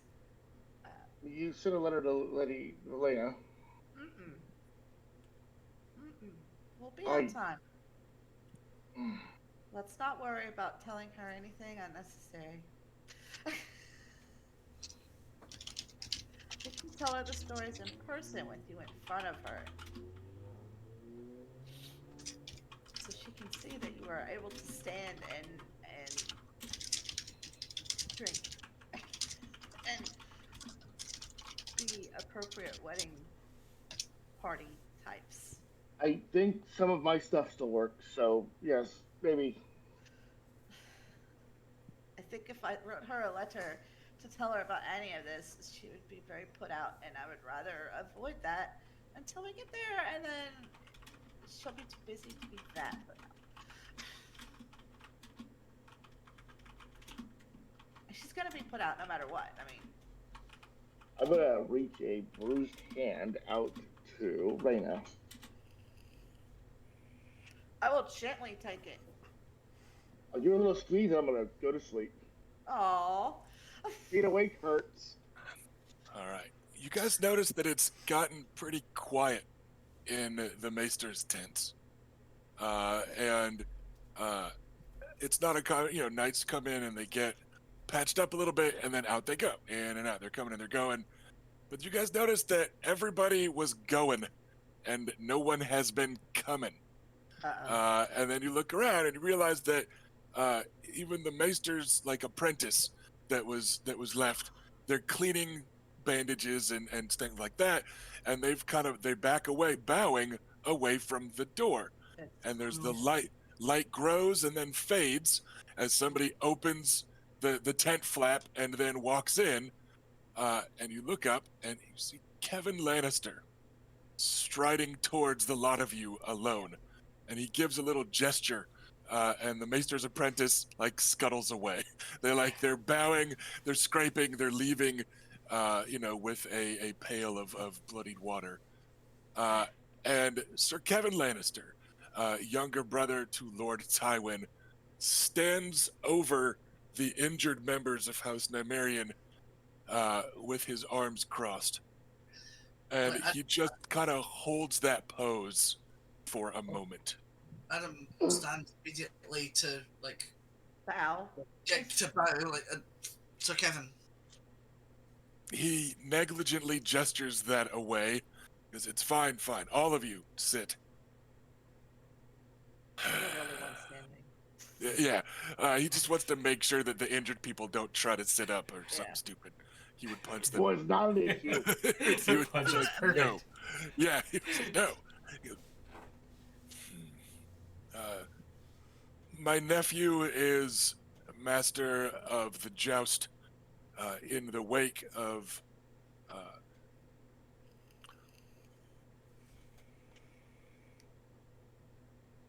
sorry, I swallowed really wrong while trying to do a little bit of a hoarse voice. Poisoned him. In the wake of the Hardstone emerging as champion of the melee, the Hardstone was Who the fuck is that? Sir Harwin Plum, Oh, another burly hammer wielder, seems to have eventually emerged the least scathed by the mountain. Going into the closing stages of the melee must have been enough of a leg up. oh I thought it did us, not him. Okay. Good. Good on Yes, him. the Hardstone. Sir Davin will be named champion of the joust at the feast this evening, when prizes will be awarded. I am explaining all of this to you because, sadly, you will not be here for that feast. I have heard from my wife that you had some plans for several members of my family to accompany you to your wedding. My congratulations, belated as they might be. Those members of my family will overtake you on the road in the coming days. Tomorrow, they will see to retrieving your things. My nephew, and he gestures, and you see that Tyrion was actually behind him, and just kind of, I want to say hiding in his shadow, but easy to miss. He was lurking. Yes, he says, my nephew has told me where you are staying. I will see to it that our blood recover your things from there and meet up with you on the road on the way south. It is best you leave, lest that particular dog slip his leash again. This should more than cover your winnings. I've given a quick survey of what ransoms you are still due. And he just kind of waves, and Tyrion reaches up, and there's no heaving sack of coin, there's no jingle jangle, there's no chest. It's a slip of paper that Tyrion hands to Rhaena with a bit of a bow. It is 1 wealth point. It is a slip of 1 wealth point worth of credit from the Lannister vaults. You guys are currently owed approximately 85 gold dragons in outstanding ransoms. This is 200. So this is your second place money. We're not going to figure out who yielded to who in the melee money. This is I'm clearly taking care of the ransom because you technically yielded to Davin, and you technically like, this is fuck off money of just here is a full ass wealth point to your house in exchange for missing the closing feast. Uh, I want you to leave before your presence embarrasses us more. That's basically what it says on this slip of paper, right? This is fuck off money. The mountain doesn't like you, and I can't promise he won't go crazy and bite you again. Okay. Well, I mean, that's a very different statement from we're No, embarrassing. that's he didn't say it. I was implying like this is the implication of the letter is yes, we are giving you an obscene amount of coin, and it's Please because just go. we don't want this to get worse. So, We yes, don't want this to get worse. it is a letter of credit from any Iron Bank outlet, whatever, yada yada yada. The financial system's a fucking mess in this setting, but it is a letter of credit for Lannister gold, equal to 1 full wealth point to House Nymaryen. Give my congratulations to Davin. He was a true knight on that day. He will be seeing you soon. I suspect it shan't take them long to overtake you on the roads. But we have a pair of carriages waiting, and we will see your horse. See to it, your horses should be saddled momentarily. So out of character, it's going to be a carriage for each of the injured people, and your horses are ready to go. Out of character, you've also got, you know, a couple days worth of food, yada yada. Your men at arms are being rounded up and are helping with the preparations. But yeah, you're just being told you are no longer invited to the feast. Here's your ride. I called you an Uber. Leave the party early. Here's a bunch of money. No one is quite saying that they're sorry because they're Lannisters in Lannisport, right? So like that's not really like you. No one's going to come out and say that, but it's yeah. This is Lord Tyrion.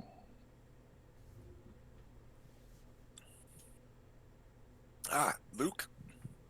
It was fun. You'll have to come out and visit us sometime. It's dreadfully hot down there. I think I'll need promises that pools full of wine will be waiting for me. There are pools full of water, there are jugs full of wine, and the women wear very little when both are around. I believe I was quite clear in my demand. It doesn't need to be a large pool. I'm shorter than most. Shallow, I suppose. My lord, don't challenge my brother to be witty right now. He is far too much milk of the poppy. Yes, which is why I decided I outwitted you once again. I'm gonna give him a little smile, then I'm just gonna fucking rest until they make me get into a carriage. Please be nice to him. He is so high. Lord Kevin, or rather Sir Kevin, he just acts like a lord, gives a matter-of-fact nod and kind of lifts an eyebrow to the two lucid-most Nymaryans to see if anyone has any closing words. This will not jeopardize our previously discussed arrangements. I did not plan for it to do so, no. Excellent. Then, thank you for the invitation to your lovely city. And yeah, he just gives a matter-of-fact nod, and then turns and goes. Tyrion kind of backs up a few steps as his uncle's leaving, and then looks over his shoulder, and his uncle's gone, and then he like comes back over, and he goes, "Whew, dreadfully sorry about this mess. The mountain's a bit of a handful, and not the way my cock is." Yes, I'd imagine we needed 2 hands to deal with the mountain. I don't think that much would be the same with you. And that doesn't make a lot of sense, but that is what I say because I'm high as fuck. Wow.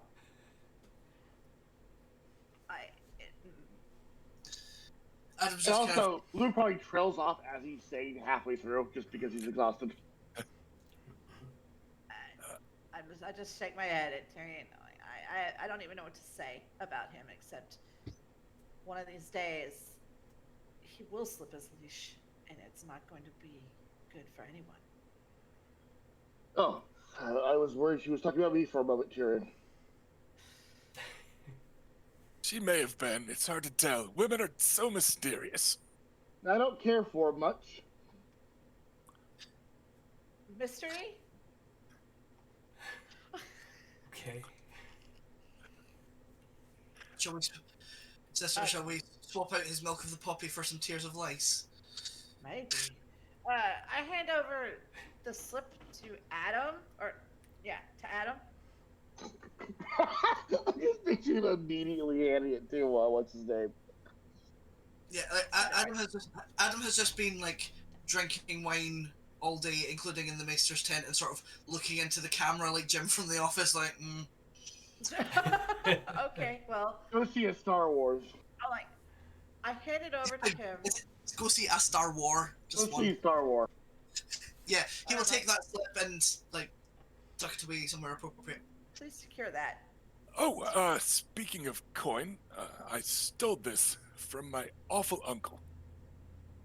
And he has a small coin purse that's very fancy. It's like red satin and it has gold thread on it with the Lannister lions and all that shit. And he gives it a little jangle and then gives it a jaunty little toss towards Adam. And he says, your prize for the archery contest, courtesy of Lord Joffrey of Lannisport. Ha! Since you shan't be at the feast tonight.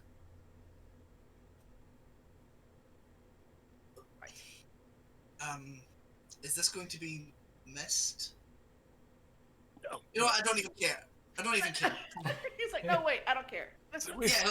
Oh wait, I forgot. I don't give a shit. We tend not to notice when silver goes missing. Thank you. That's appreciated. It is 5 gold dragons worth of coin. Yeah. In the face of what's happened, gold is surprisingly assuaging. Yeah, which was, you didn't win, but you did place, so it's enough to get something. It's a moral victory. And then, so yeah, he waves away any concern about the missing coin, etc., etc. Reaches for a wine, has himself a drink. He just says, "I do thank you for the effort you put in, seeing to getting joy away from Casterly Rock." Not so. We're looking forward to getting to know her better. She and the rest will meet you on the road shortly. It shouldn't be a problem at all.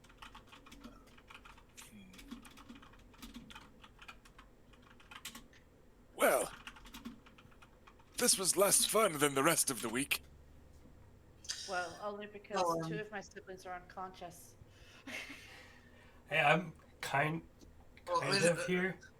They're not very talkative. How soon? I can get on a horse. I mean, do we You're have to not leave? riding a horse. Do we have to leave right now? Yes, probably. Yes. We just lied, yeah. There will That's be good. carts for our Oh. injured. It's just a pity. I was thinking, we could try to at least leave on a high note by partying or something.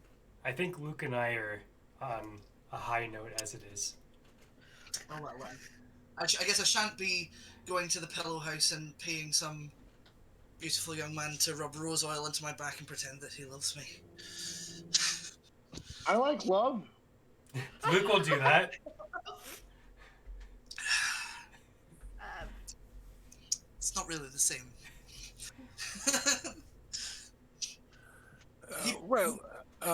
Terribly He pressed sorry. my fine heart. Terribly sorry that I'll be missing your nuptials, Lady Rhaena. I'm sure it will be the event of the year. I also am sure of this, for Lady Yelena has been in charge. I'm afraid a few of my kin will need to attend in my stead. Try his door. Remember that? Yes, we will miss you as well. Well, It then, has been always entertaining to travel in your company and to spend time with you. fair winds and safe travels. I will try to see to it personally that the mountain is too drunk to go anywhere very early tomorrow. It should be quite a while before he feels like leaving. And if we manage to talk his ear off about enough other things, he might even forget which direction you lot are headed in. So, have a good trip. We will see you when we see you. Thank you. And then he Bye. heads over to the door and like hauls the tent flap open. Martin Lannister opens the other tent flap, and the two of them, give little bows and gestures. And sure enough, uh, horses have been saddled for those of you that are in a riding mood, and if not, there are a pair of carriages with room for an injured person and one more. So you guys could just ride, in the carriages for the moment. Um, I but think yeah, I could get on my horse. Leia, No. take care of me. No, that's the poppy. That's the poppy talking.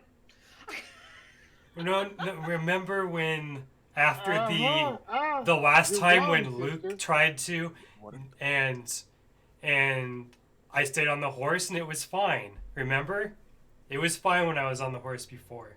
It was before, and I'm sure all the seven were helping to keep you up there, but they've been plenty busy today keeping your soul attached to your body. Sister, you're wrong. I've read books. Most maesters agree poppies can't talk. Oh my God.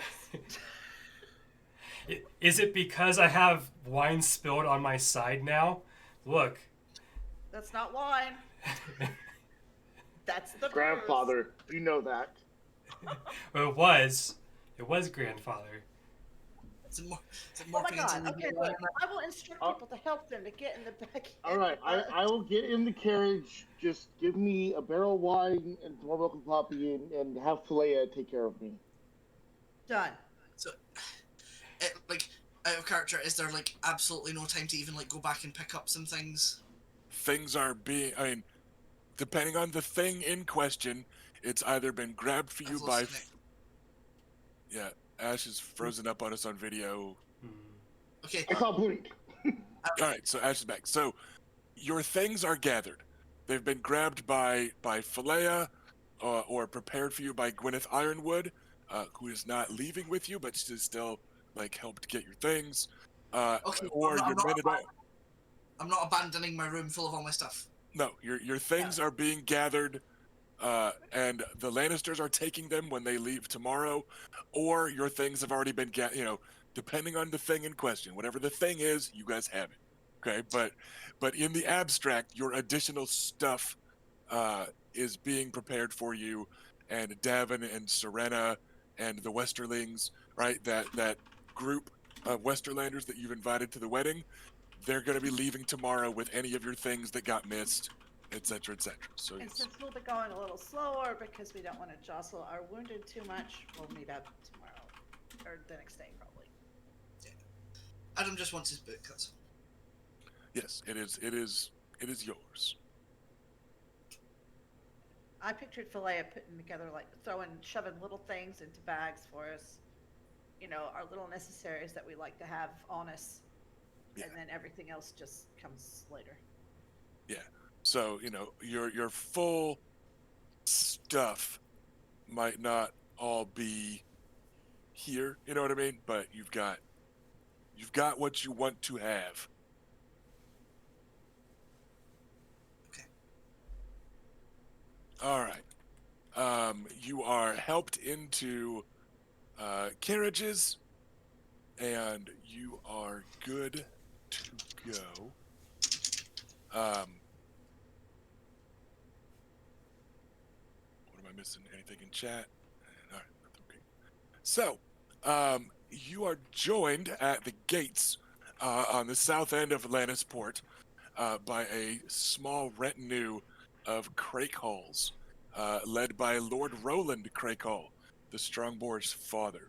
Oh, All three of the It Crakehall does boys exist. were in the melee, and Lord Roland just hadn't taken part in the joust and stuff.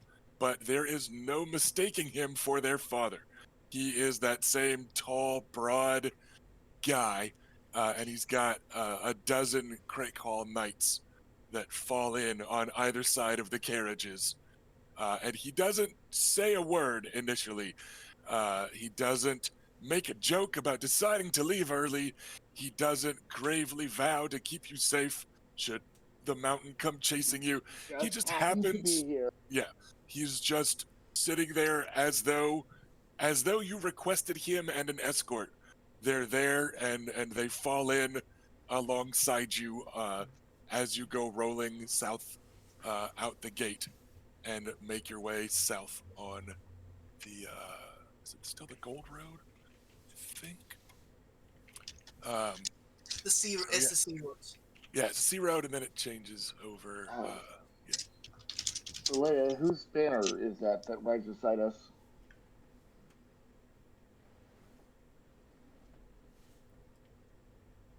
Who were you asking? Falea. Flair's Oh, like sorry. demanded to take care of me because I I thought am I a thought hurt I man. And I thought I don't- heard Bela. My bad. And then I was like, why my isn't bad. Erica answering? Yeah, Erica. That's fair. Philea peeks out the curtains of the carriage and says, it would seem that a small force of Crakehalls have decided to see to your safety. I greet them warmly and don't seem surprised and don't ask anything. I'm sure it's just coincidence, and I'm gonna laugh a little bit and go to sleep. Um, Eventually, Lord Roland will break the silence once you're kind of out of sight of the city. He will clear his throat, which is this barrel-chested rumble, and then he kind of falls in beside Reyna, on the road, and eventually just says, My lord. "It's normally 10 days ride down the ocean road to Crake Hall. I believe it may take us 2 weeks, traveling at a speed that will not make injuries worse. It's a ride that we have had cause to practice a time or two in the past, after a tourney or two in the past." I think no one walked away from that melee unscathed. Precious few. And then it's just kind of awkward Quiet. silence for a while again, because he's working a stone in his head until it's smooth enough, right? And then eventually he just says, "My apologies for how some Westerland's knights have carried themselves this week." And he's careful not to name any names, so maybe he just means like, yeah, you're really mad at so-and-so who Right. didn't bathe, right? Like, who knows just who he might mean. But yeah, he speaks pretty carefully. Some nights.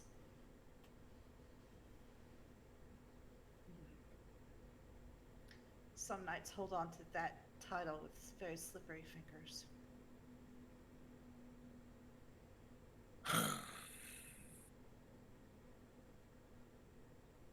And he just, that's it, just a big Sigh. heaving sigh. How are we seeing? Disappointed. And yeah, and then he just like, you can tell that he's being careful rather than unfriendly, though. Right. He is not hostile to you lot. He is frustrated at the situation, and at either volunteering to or being ordered to miss the closing feast. You're not sure because he hasn't said which. But either way, it's just like, yep, this sucks. Oh well, it'll suck as we amble down the road. I do try to entertain him a little with stories of Craig Hall, like of his son, of of him at our house. our attorney. and and how impressive all of his boys are, really. He gives a nod and a bit of a smile tugs at his bristly, gray-bearded face. He goes, they're good lands. A little rough around the edges, but not the worst the Westerlands has to offer on that front. I nod. uh, and does what was uh what's the strong boy's little brother's name that's with him? Merlin, or something like that. Yes, it is. There was a Merlin Craykle. Yes. Tybalt is the eldest and the heir, and then Lyle, the strongbow, and then Merlin, Merlon. Well, is now the I third. know why these are people are one of your favorites. Rusty is a sucker for Tybalts. This one's not very Tybalty. It's fine. um, but yeah, I don't know. I haven't interacted much with Tybalt very much, but Merlin, Yeah. we had some interaction with him. And Yeah. And I jousted him early in the tournament, and The heir didn't come to the name day tourney down in Dorne, right. but the other two did. So yeah. So, how? You're able to share a story or two, and Yeah, and I'll talk nice about Merlin too. I like him enough. He's just not as bombastic as his older brother. yeah, he hasn't got his cool nickname, so he doesn't get as much screen time. Well, he also seems like he Merlin, the regular boar. like he's just a little bit more with like self-contained than the others. But yeah, so Lord Roland again is not unfriendly, and what he has heard of you lot has been fine, right? Like, okay, they fought bandits. I like fighting bandits, and they were good hosts. I like good hosts, and so yeah, like he's not got a head full of bad stories. Or things like that about you lot. He's just also not super talkative, and he's also being a little careful, just given the circumstances of this particular ride. Um, so he's not going to broach many other subjects himself. But yeah, he'll trade stories about the boys growing up, and that sort of thing. And every now and then, you'll get had a fine hunt over that hill, right? And stuff like that as you're making your way down. But You know, he's not a huge one. I mean, Raina could always like broach the subject of Lyle and or Merlin coming to. Well, I think was it just Lyle you were looking for to? I only asked Lyle. I mean, I wouldn't mind having Merlin too, but I don't know if he wants to send two of his. Yeah, no, that's fair. Like, just asking for one is probably. Yeah, Like, I think I'm already pushing my luck here. Or you can start by asking for two and then negotiate down to one. But yeah, like I mean, it might be worth bringing that up with him. I don't think in our first conversation on this trip that's a good idea. Okay, fair enough. I think he's a thinker. He likes to ruminate. So and he probably just heard about this like yesterday. Sure, fair enough. So I will wait for him to bring it up to me while at the same time expressing my appreciation for his sons, letting him know that I value them and would value them as sworn knights. And it's a reasonable enough day of travel. And like I said, there's positive stories back and forth either way, and he just kind of nods at the compliments and that sort of thing. Raina feels weird because she's riding on the road in like her at attorney clothes. And but the next day she'll be able to change. So. Yeah. And the melee started in like mid morning, mid/late morning. So you actually didn't, you lost half a day's travel, but there's still plenty of road. You're able to make it to an inn that night. There's no camping rough nonsense, yada yada yada. So let's go ahead and let's get some endurance rolls from our injured parties here. Travel is pretty moderate. Give me 1 second. Do you have to heal wounds first? Because that would suck. Looks like you don't. So yeah, you can remove injuries first, and injuries just take a day each. Let's go ahead and for the first day. So give me endurance rolls, you two. Yeah, but my understanding is that it goes fatigue, injuries, and then wounds in that order, I think. And we apply the wounds and injuries to this roll. Is that correct? Yeah. Yeah. Let's. Okay, what would your dice total be looking like then? So I got one dice left. Let me roll it and I'll let you know. Well, no. Before you roll, what would your dice total be? Like, what would you be rolling? Okay, so it would be roll 4, keep 2 with a penalty of 3. Okay, so keeping 2 and a -3 at the end. And Robert, what would yours be looking like? I would be keeping 1 of a -3 altogether. Okay, give me 1 second then. We will have Philea roll instead. She is not very good at this. Neither am I. She has healing at 3, which is above average, right? Like, that first level of it is fairly I inexpensive. do know difficulty is 0, but No, degrees of success. So the difficulty is 9 to get rid of an injury. Yeah. Oh, okay. Worse than I thought. Yeah. Yeah. So, let's go. Who wants to go first? Bela or Luke? Who wants to get the roll? I'll go first. I'll go. Okay. All right. It doesn't matter. Okay. Oh, I guess I don't need to roll anything. Luke, remove 1 injury. She beat the 9. And then Bela's. All right. Her dice are hot. You are also fine from 1 injury. She rolled 15 on 3d6 on both of those fucking rolls. Damn, nice. She was, right? Like, unfortunately. What have you been doing? Unfortunately, extra doesn't. Or no, it's each degree of success removes an injury. So yeah, you both take 2 injuries off. Wow. Yeah, so there you go. So yeah, there we go. Good. Sorry, there's a page break there.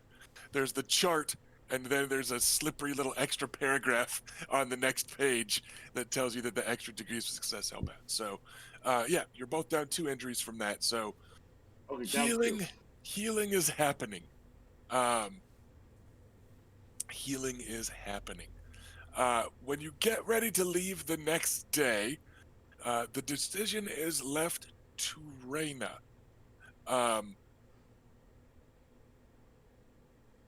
If you travel slowly enough, the difficulty will be lower.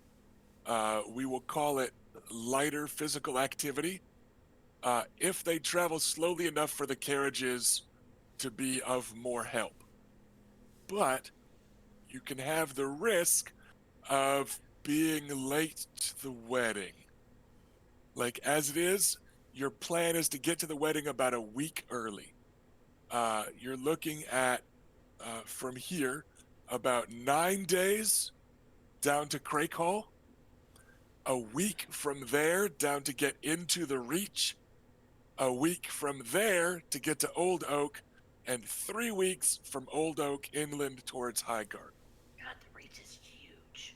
Yes. The whole fucking continent is enormous. Yes. Right? So, George R. R. Martin doesn't know like what sizes are. Yeah, I'm so sorry, that's part of it. Yeah, it's like because he's basing the map off of like medieval, well, like feudal Europe, Yeah. but the size of the But he made it. Yes. So yeah, so that's it. Did you ever see the bit where he saw the first 3D renders of the wall for the show? He was like, "It's too big." Like, no, you said 700 feet. Yeah. And like, I guess in his mind he was thinking like, I don't know, 100 foot or something. Yeah. Like 700 feet is fucking tall. Yeah, he just fucking pulled numbers out of his ass. Yeah, the travel times. I love the don't guy, make but sense. his numbers are. Yeah. We had a Shadowrun GM once that had meters at a secret base in the wilderness somewhere, and the walls were 50 meters tall, and we're like, what? Whoa. How's that Wait a minute. Wow. George Martin is the GM? like how's that a secret? And also, I think he just said like 50 feet, and then went, oh yeah, shatter it is in meters. 50 meters. Like I think that's what happened with him. Yeah, Was he probably. just changed it? Like just I'll use the other word. But yeah, it just happens. But Yeah, I think it's one reason all the castles in Westeros have like these crazy proportions. And I think it's charming. It adds to the setting, but like Yeah. it was totally not on purpose. yeah, and some of them are, some of the castles. I think it works because they were legendarily from the Age of Heroes and Myths, and maybe there was magic involved with some of the creation of some of the castles. But yeah, the rest of the travel times are all weird. This was me mapping it out based on a map that I found that did have some travel times posted.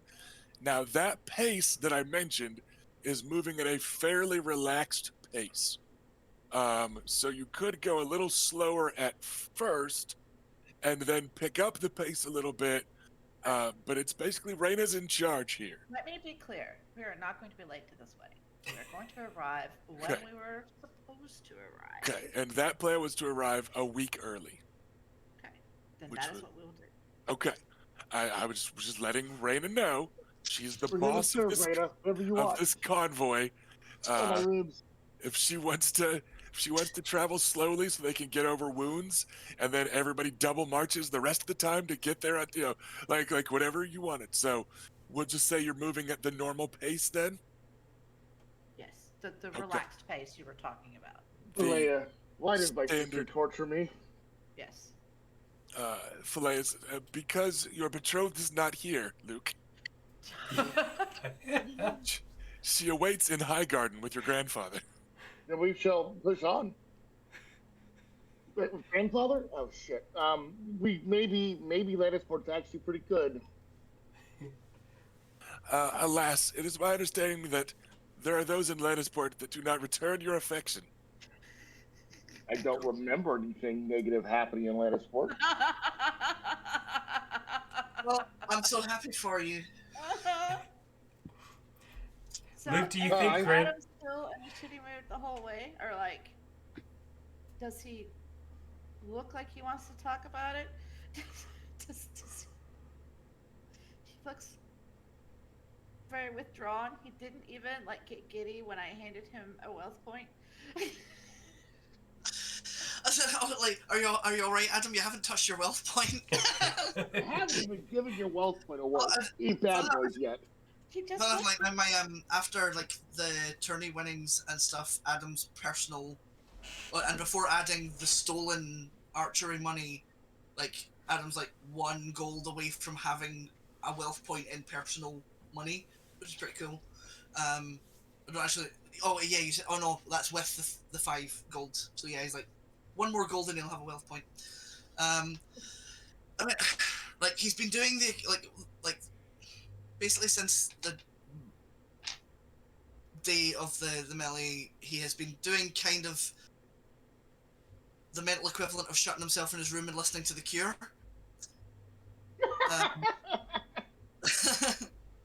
okay. Okay. His name is the Black Bard. You wouldn't get it. That metal sound of his tent. I mean, like he'll like respond if he's spoken to and stuff like that, but kind of, yeah, definitely withdrawn. But he's not gonna volunteer anything unless somebody like prods him about it, because it's not like It's not very. something- I guess yeah, like it's not exactly like appropriate public conversation. right? So, And we're in public a lot on the trip.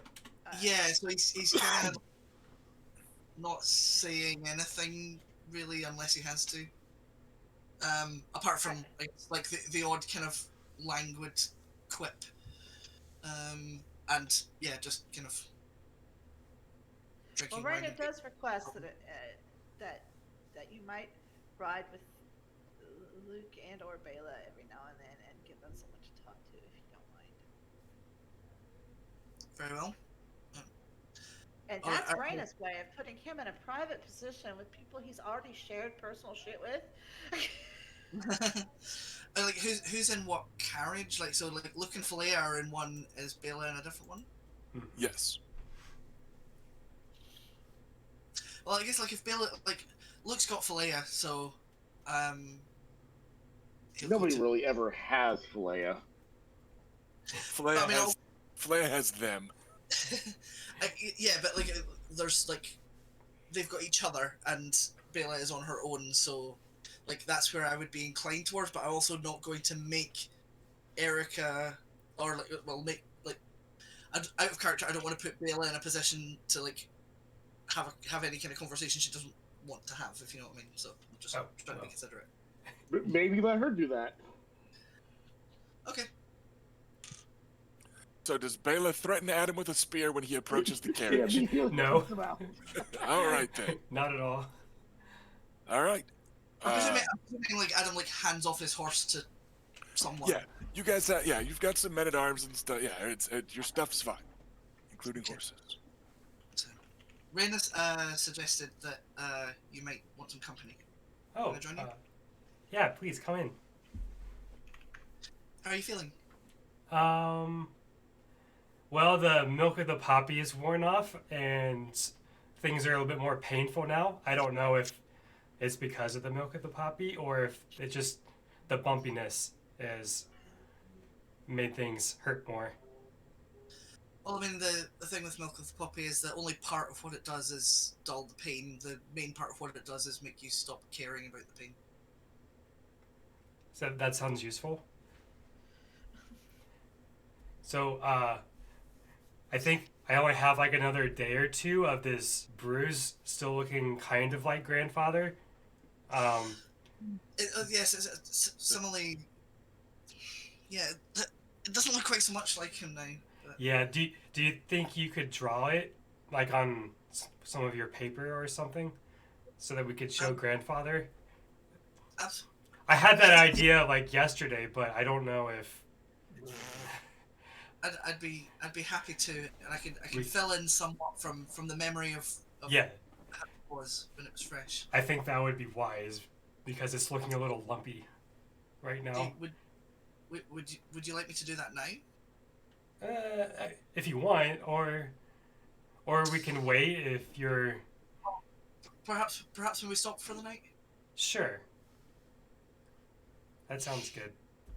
I have been sketching a little bit. I think it's passable. And then we can show grandfather and he can look at it inscrutably and wonder how we come from him ultimately. a long line of funny stories. Have you gotten to shoot any bandits yet? Not yet. It's been mercifully quiet. No. And really, I'm not the fastest even on a horse. So when there have been bandits encroaching, other people have dealt with it quicker. Oh well, I just remember a certain arrow shot who brought down a young ironwood. Yeah, I suppose I'm not at my best at the moment, so but I'll be all right. You're not at your best at the moment. You did pretty well at that tournament, that archery contest. Not well enough, though. Nah. Did plenty well. Fucking Joffrey Lannister didn't help matters, but I was always going to, even if he wasn't interfering, I'd have still come second. So. No shame in coming second. I suppose not. But I need to try harder. Well, it's a good goal to aim for, at least. Yes, I suppose, and hopefully Aunt Elia won't be too disappointed. That doesn't sound like Aunt Elia. Unless you were letting your grip go or not keeping your elbow straight or something. No, I'm pretty sure I was doing my best. Yeah. I mean, I don't know if you get that feeling where sometimes you feel like your best isn't really good enough. You ever feel like that, Taylor? I'm actually going like, no. No, well, I think I know what you mean. It's I what I do up here in these lands is kind of looked on as like a novelty or a sideshow, and I'm definitely not the best at it, but sometimes I think I only do well because people underestimate me, and so I don't know if I do well because I'm okay at it, or if it's because other people just don't take me seriously. Well, I mean, you've done well in Dornish competition as well, so I think you really are that good. I mean, I'm biased, of course. Well, thank you, Adam.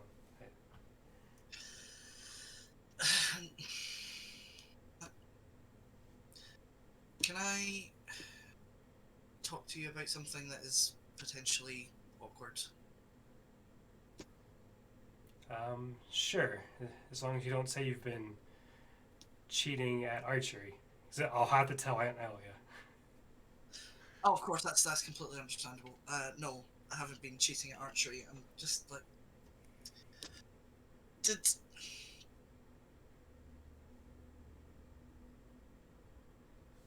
did the the the day of the joust final, did you see Sir Lin anywhere? Huh. Hmm. Or did, because he didn't show up to the joust final, and I mean also didn't show up to the melee, but and in between that I went to talk to him and there was no answer at his door, and he's just disappeared, and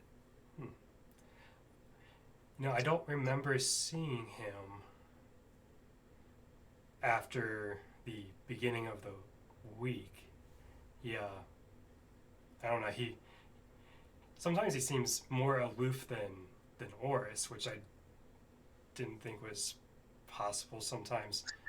yes, But he you know, he, he he was, can definitely do it. he was staying in that same inn that we were, but I don't remember Yeah. seeing him all too often. Well, I mean, the day before the joust final, he was jousting and won his jousts and was doing well. So, but I think I said something to him that might have made him leave, and I'm a bit confused about it. I mean, in King's Landing, you told him to get fucked, and he didn't leave after he said that in front of everyone. I don't. Oh yes, that's why I'm confused. Because the since since we stayed at the Twins, he and I had gotten close, and I didn't really know what he wanted out of that, and he was being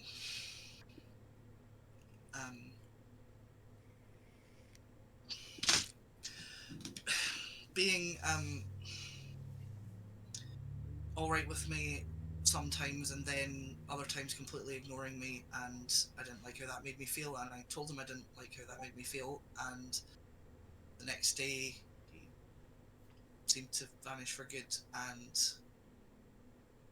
I'm feeling a bit hurt about it, because I don't because I don't know for sure that's why he's left, why he left early, but I think it might have been, and I'm sorry, I'm not being very useful about this, but It's quite all right, brother. Well, before you had added some details, I would have supposed he could have left for the same reason that Oris left the joust, not wanting to attract too much attention. But I suspect what you mentioned about your conversation might have more to do with why he left. And I'm angry and hurt about it, but well, and I keep saying, I keep trying to tell myself that, well, if someone would rather flee a city without a word rather than treat me with the bare minimum amount of respect, then they are not worth my time, let alone being with. But I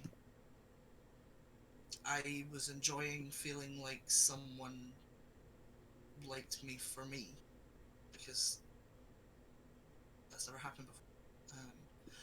And I'm just sort of back in a similar place to where I was when Oris rejected me. Feeling pretty down, and I'm sort of infuriated that I can't just dismiss it, and that I actually think I miss him a bit. I think that all sounds reasonable and completely justified. And I think you should be proud of yourself for standing up for yourself and not letting him treat you in a way that is not respectful just because perhaps the options are fewer to come across in this time. I knew you'd have something sensible to say. Thank you. So it doesn't reduce the hurts, but you should be proud that you have a higher sense of your self-worth than to put up with being treated in such a fashion, because you don't deserve that. Thank you. And yeah, I do know that. I think maybe just need some time, but yeah, I'm just sort of, it's infuriating when, I try to solve a lot of problems by talking, and this was a problem that I couldn't solve by talking, because you can't talk with someone who doesn't want to talk. It seems his only way of talking is through swordplay, and I guess I should have probably challenged him to a fight then. Perhaps he has some mean innuendo, but yes, that was actually like one of the fun things about being around him. Just sort of being able to, I don't know, I felt more confident, and like, yeah. But anyway, I'm sorry for just unloading all that. It's just been really bothering me, and it's quite all right, brother. I know all of you would, be supportive and caring, but well, you're probably the most level-headed out of all of us. Well, I try, and even though I may not always be able to completely relate, I want you to know that I am here, and you don't have to let things bottle up forever. And if you just need to vent, I may not be able to solve any problems, but my ears work, and my arms can give you a hug if need be. I would like a hug very much of that. Okay, well, come here and be a little gentle.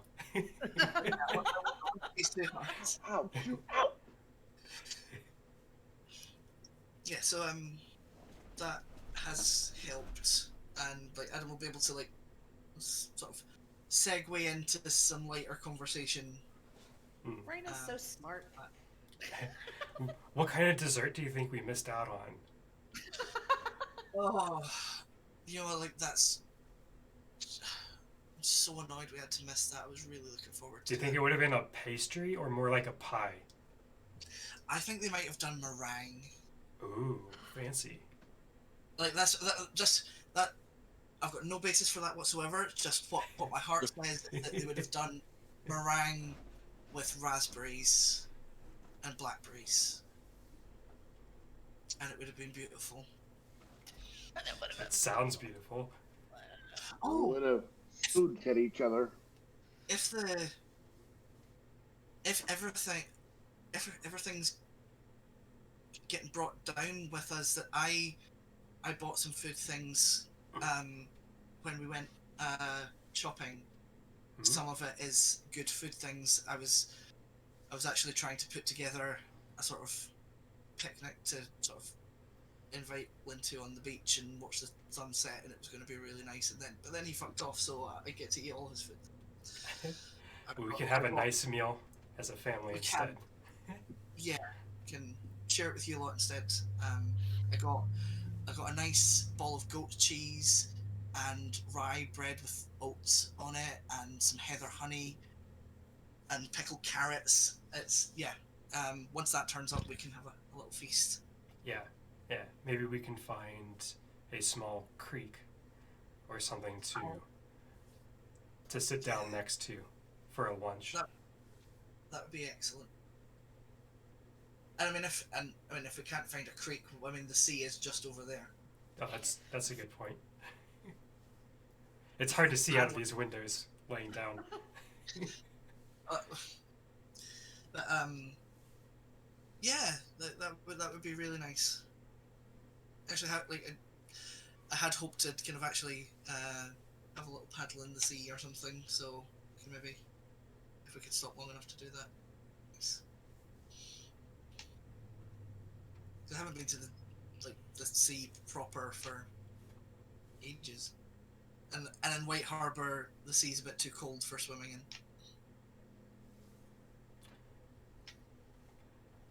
Yeah, I, I, I'm sure you just have to convince Raina to stop for a short time.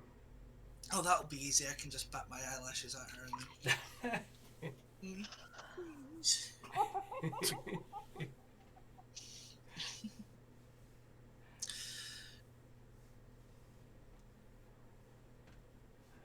Yeah. So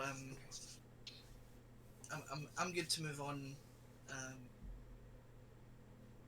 Can we break so I can pee, please? Okay. We will go ahead and take our break during the beginnings of a travel montage. We will be back shortly, everybody, and we will continue on our way south on the Ocean Road towards Crake Hall, and from there, the Reach. So we'll be back in a few minutes, everybody.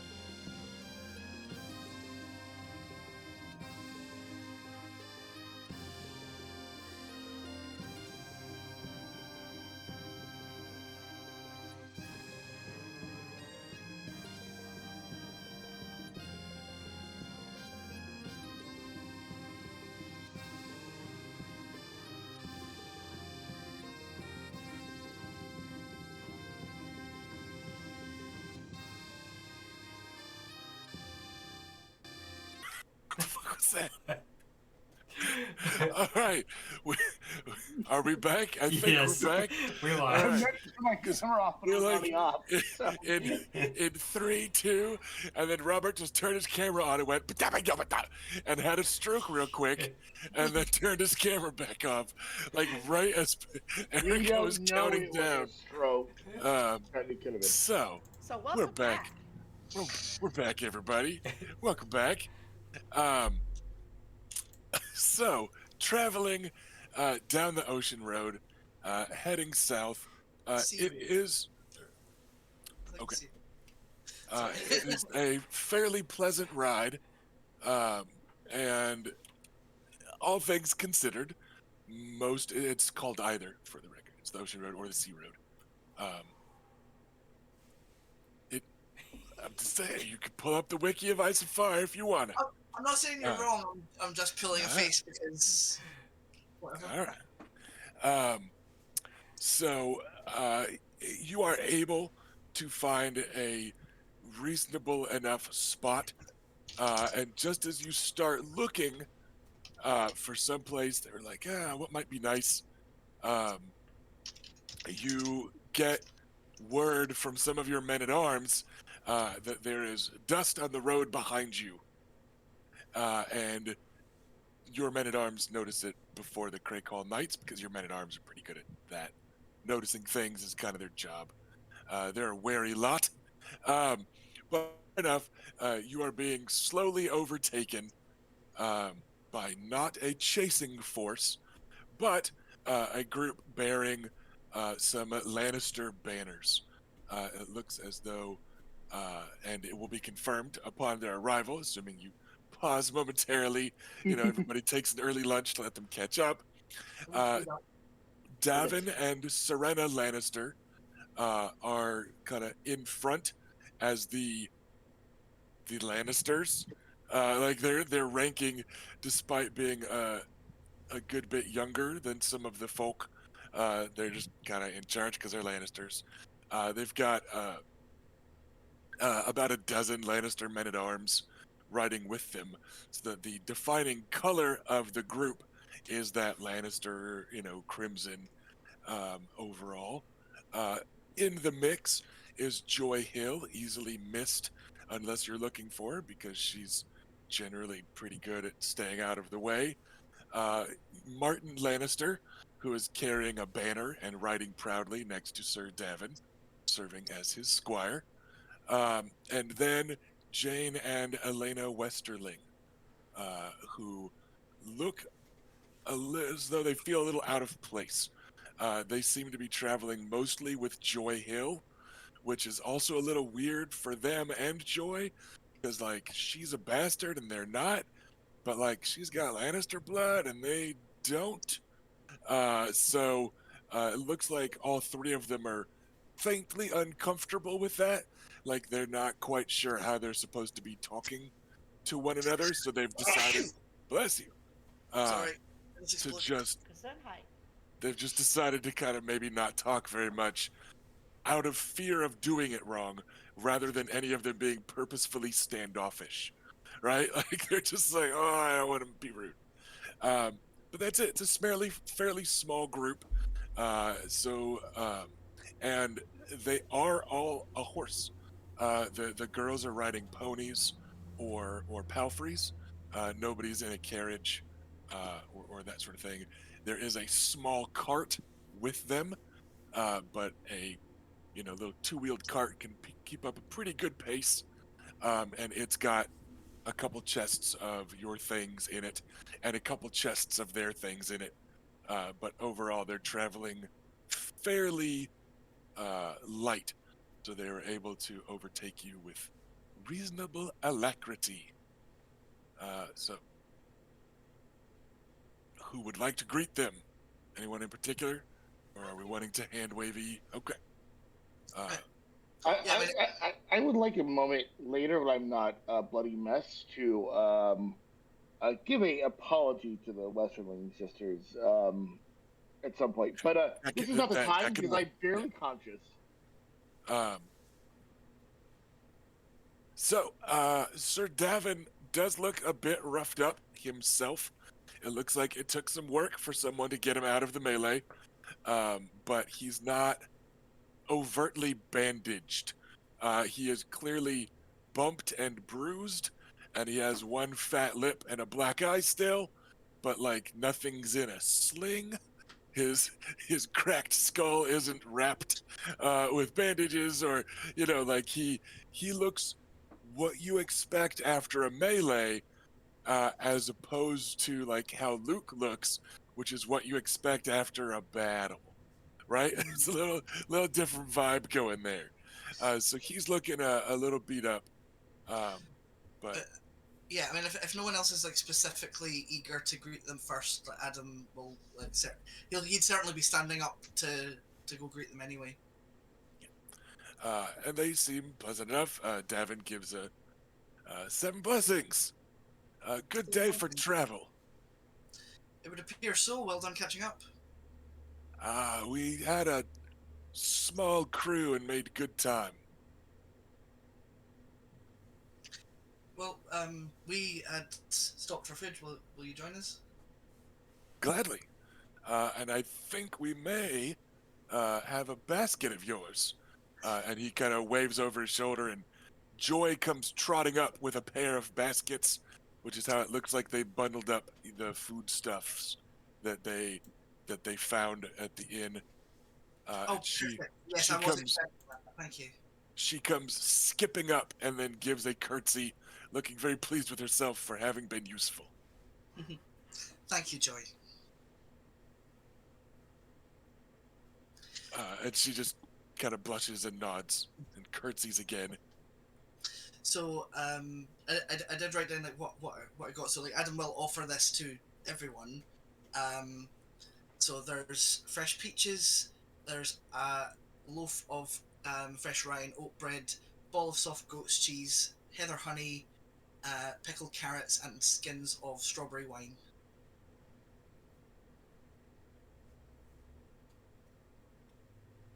Yum. You're muted or something, babe. I forgot I switched to push to talk because I was There eating we go. Apple. I was And like, they're loud. I heard you in real life and not on Discord. So all right, everyone is able to enjoy a fairly pleasant lunch.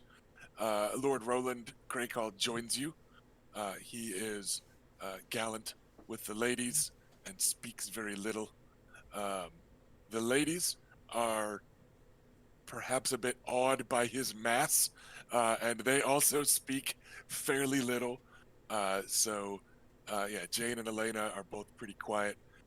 They are chatting a little bit with Joy over lunch, but still nobody's like super opening up very loudly. Martin keeps himself busy pouring strawberry wine for folk and waiting and listening and trying to show just how fucking ready he is to squire the shit out of you guys. He's gonna squire so hard. Squat so hard. Oh, that's Oh. cute. And it does seem like he and Robert Frey are perhaps establishing a friendly rivalry on this. Like a few times, they stop short of like tripping one another to be the one to answer, right? But like, if when somebody wants something, they are not taking turns and doing like every other request, right? They're like scrambling to be the better squires. But Adam wants to have like a quiet word with little Robert, if he can. This time, Yeah. It's easy enough to draw him aside, sure. or Yeah. So, Lord Tyrion give me some coin that was for us for placing in the archery contest, and since it's since you actually placed higher than me, I thought that we could do something fun with it together while we're in Highgarden. Anything you want. We can go buy stuff, we can gorge ourselves on food, or whatever you want. Um, but I didn't. You took second, but I didn't place higher than you. Well, never mind. We both placed. I mean, but Let's not get hung up on the details. We've been given some money for being great at Archer. Help me spend it. So for reasons, I have decided that we deserve a treat, and I don't want to hear any lip about it. all right. So, Lady Alisane said I shouldn't need to dress myself up for the wedding on account of the Queen of Thorns is going to dress everyone up for the wedding, and I figure that's probably true. But I was thinking maybe having a good set of clothes anyways might be kind of nice. I think that's an excellent idea. Them Lannister squires is fancier than me. I think we can afford to make you fancy. Definitely. Oh, that'd be nice then. So folks can know I'm a proper squire for her ladyships. Of course.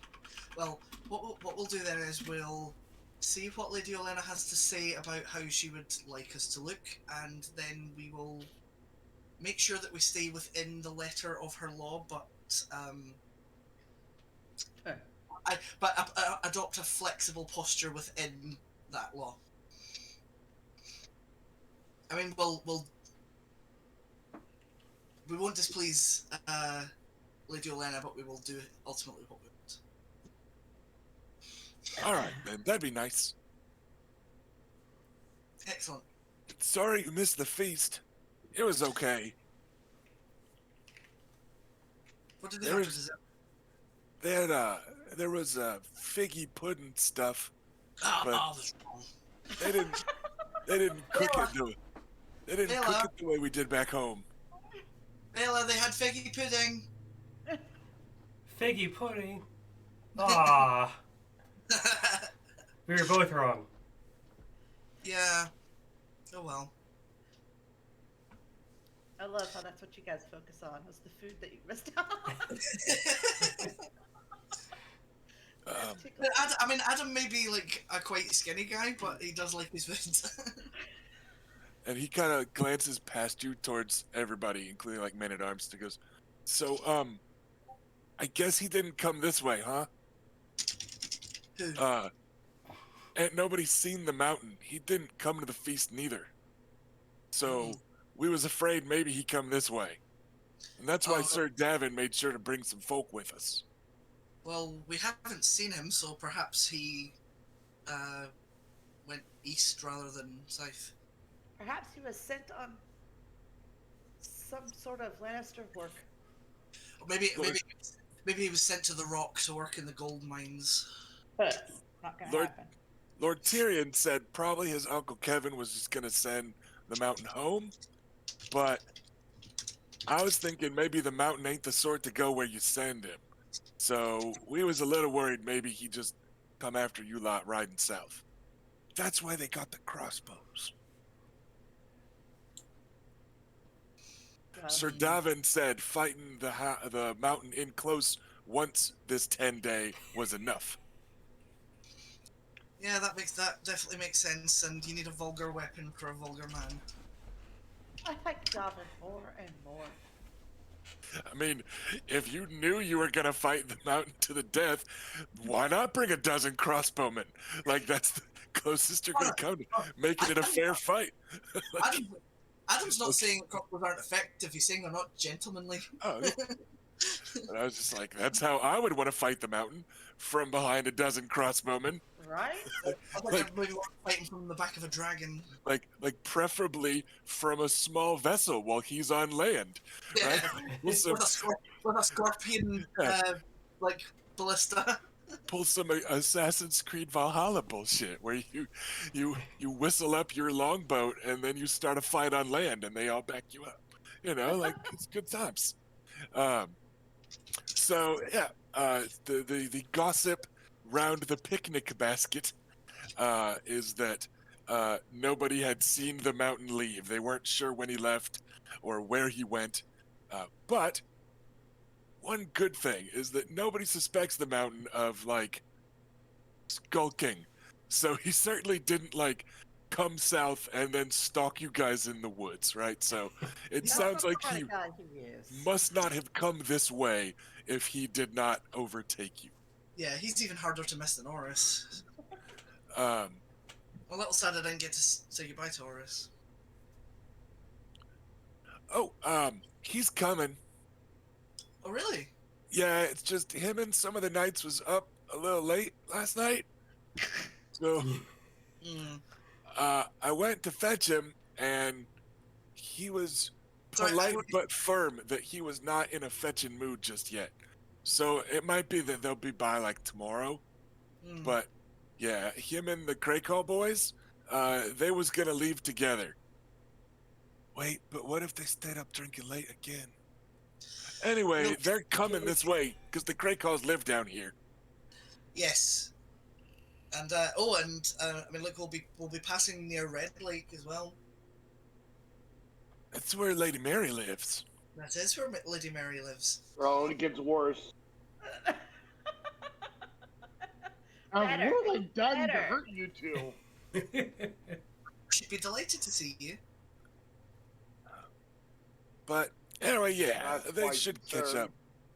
Maybe later today or maybe tomorrow. But yeah, the Aura and the Strongboar and the other Krakows, I don't think they got names.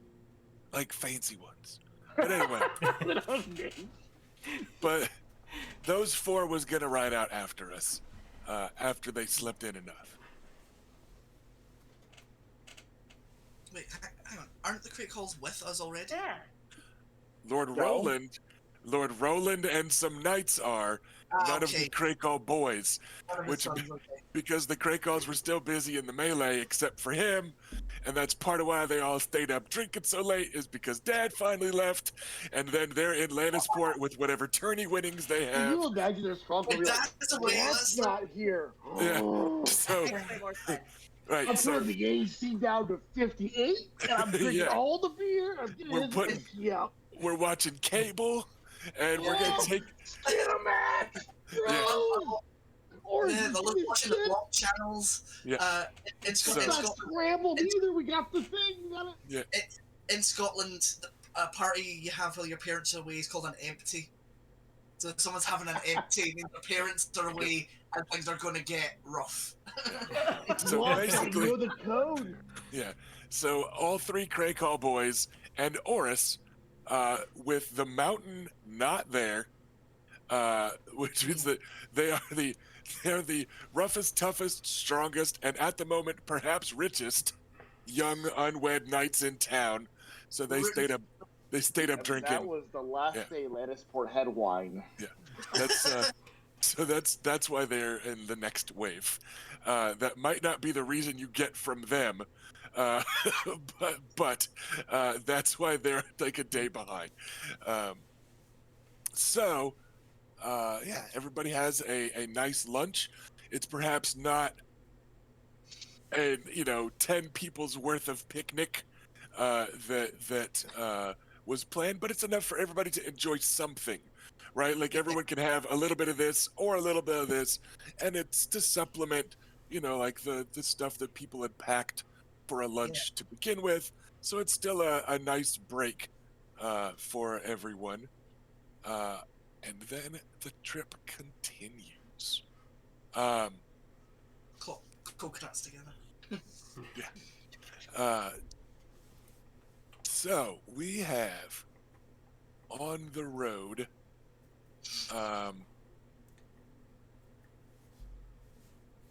3, 4, 5, 6 weeks and 2 days of travel. Holy My shit. plan for that is mostly montage. That's fine. But if there are particular conversations people want to have, for instance, with the Krakows, you will be riding with them for a week once the other Krakol boys catch up. Surprisingly, the three Crakehall sons and Oris will not be beset on the road by bandits or or anything. No one's going to harass them as they none that travel. live, I'd imagine. None that slow them down. In fact, they're like, space them out. Let's use our supreme cleave to move faster, right? Like they're so yeah, they are fine.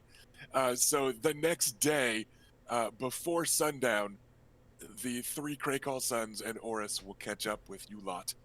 And then you guys will have about a week of travel before you get to Crakehall, the seat of House Crakehall. It is the Hall o' Crakes, where the Crakes come from, that hall. The great Uh, Great call. Yes. I mean, I'll just like use I guess a character roll that one, Adam will absolutely draw Michaela's bruise to show to Grandpa. Okay.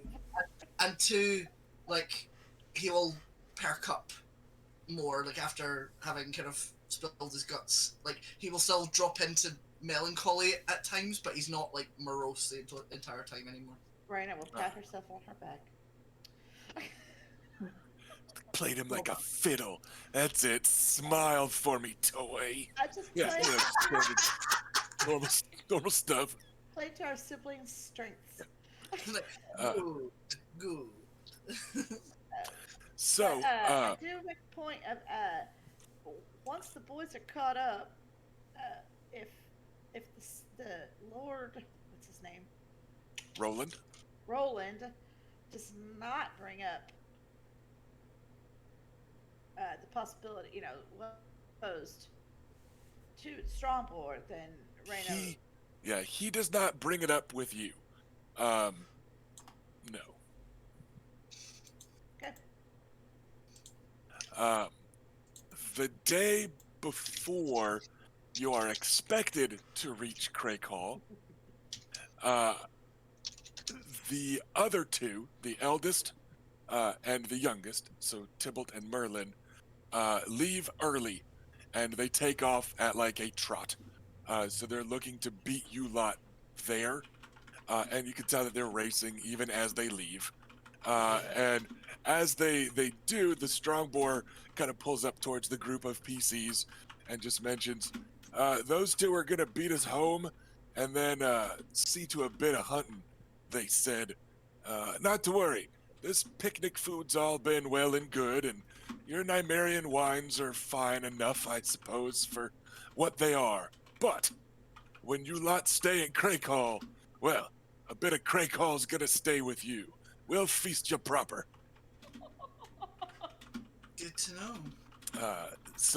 And then Lord Roland will formally insist upon your arrival that you will be staying in Crakehall. You will be feasted that night. It is a mix of boar, venison, rabbit, some like stewed potato, carrot, onion. It's that sort of just stick to your like dumplings in with the stew. It's just big, burly, lots of protein, fills you up. Wash it all down with ale. And then there's some like honeyed berries for a dessert at the end with like some thick cream. But like everything here is 1,000,000 calories, and half of it is protein. And like this is what they feed them to grow up like that. And they are just they are a burly lot. I think that at this point in our travels, my injured siblings might be in the condition to enjoy that kind of food. They might. I don't know yet. I don't remember how fast we heal. How long have we been traveling? I guess is the question. Yeah, the end of this will be a week. Injuries can be gone. I don't want to test for injuries every day, and they're going to go away eventually. This will be the end of that first week, so we will be making tests for the wounds, but here you will actually have trained healers at House Crakehall, who are unsurprisingly perhaps accustomed to curing injuries more than like diseases, right? Go fig. We understand they're dangerously underweight. Not one of them is 300 pounds. So all right, that is one wound off of Luke. Ah, feel a little better. That is 2 wounds off of Bela.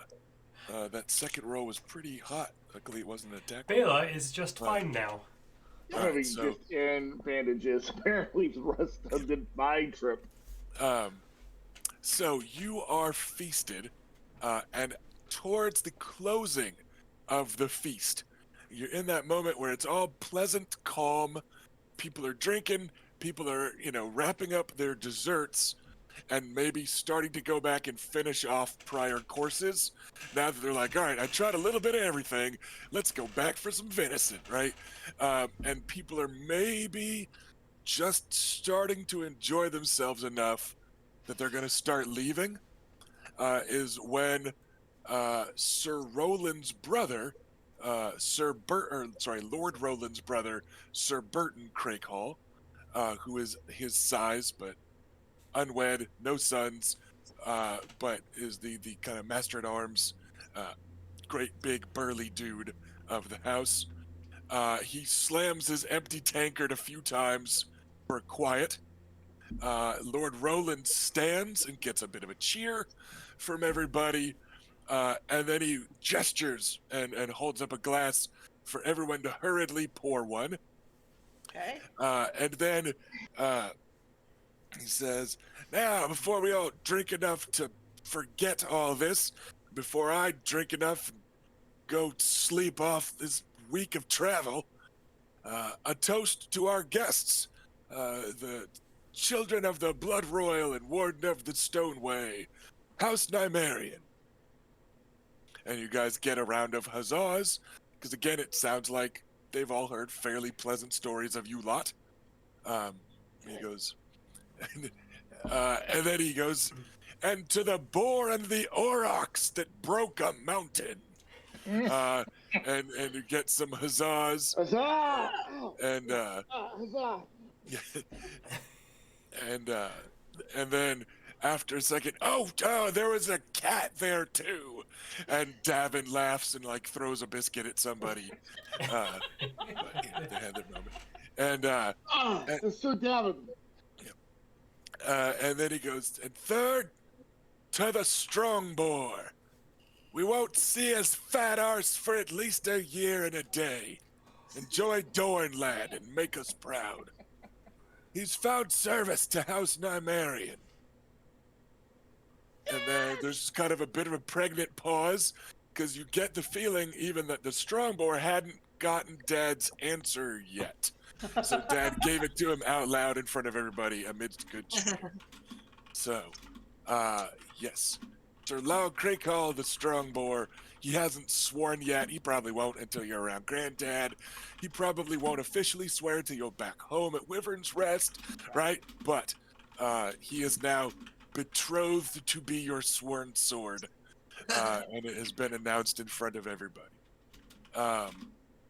And yeah, so the night is one of good cheer Yeah, and Rena is pleasant in enough concert. conversation.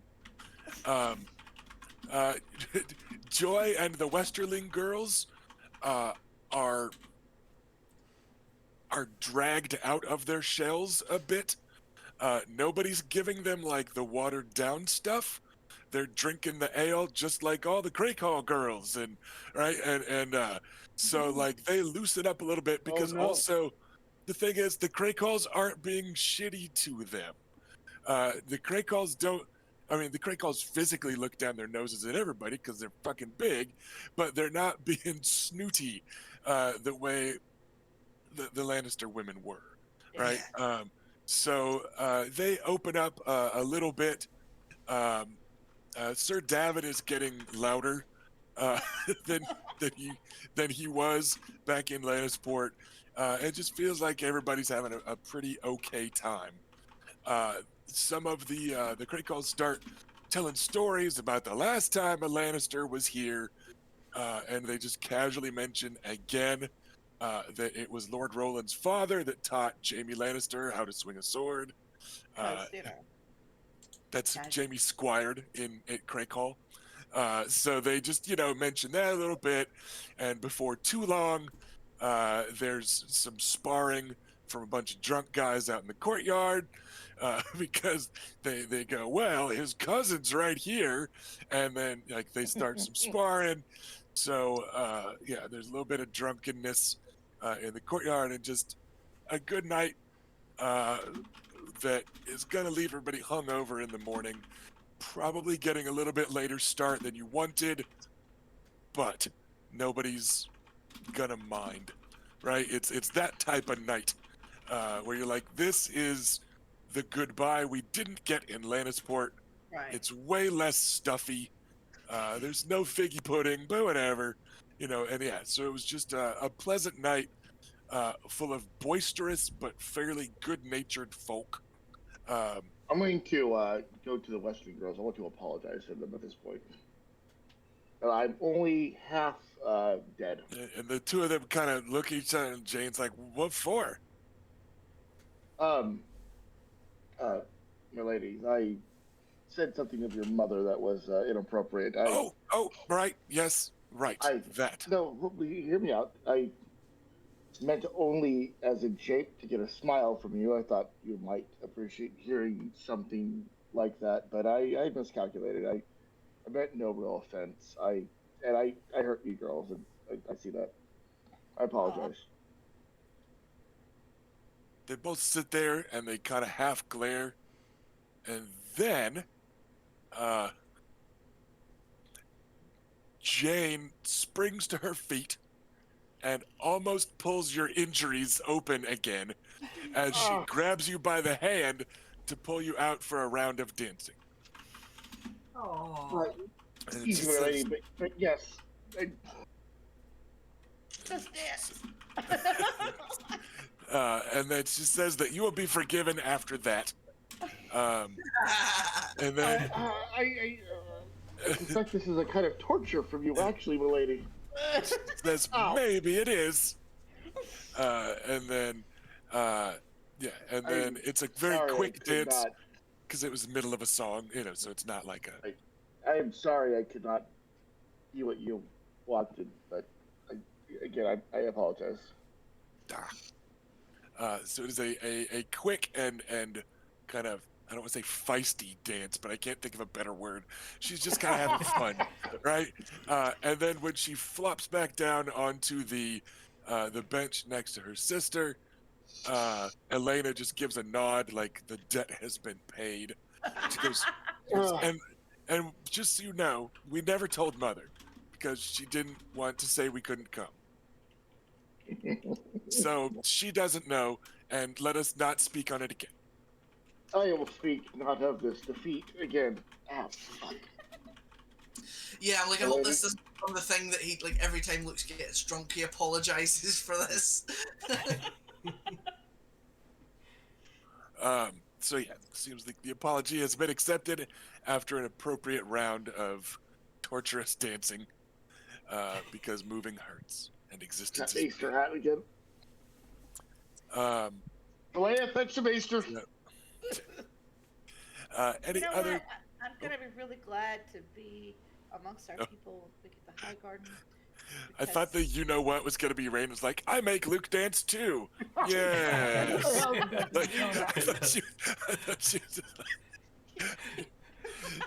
I thought she was like, that looked like it hurt. Good for her. Trying to get revenge when he can't hold his spear. Yeah. It was.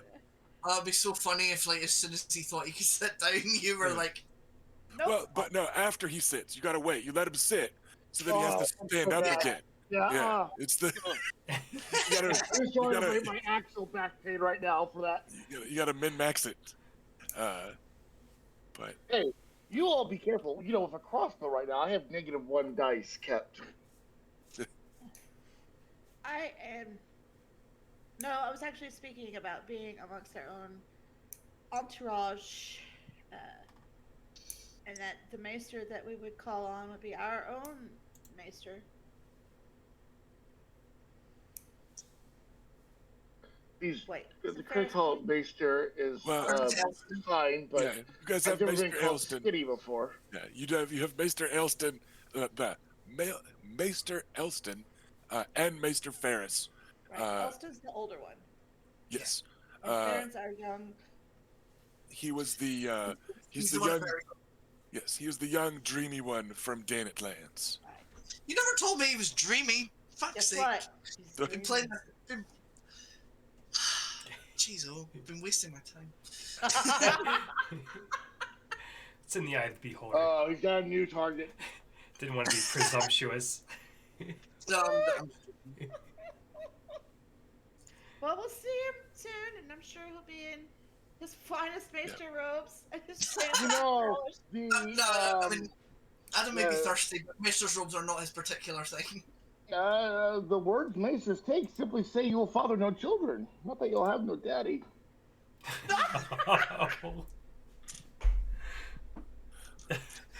I'm gonna go. I'm not gonna beat that. I'm just gonna leave. Banned Really? and blocked. None of you are free of sin. Oh, I love it.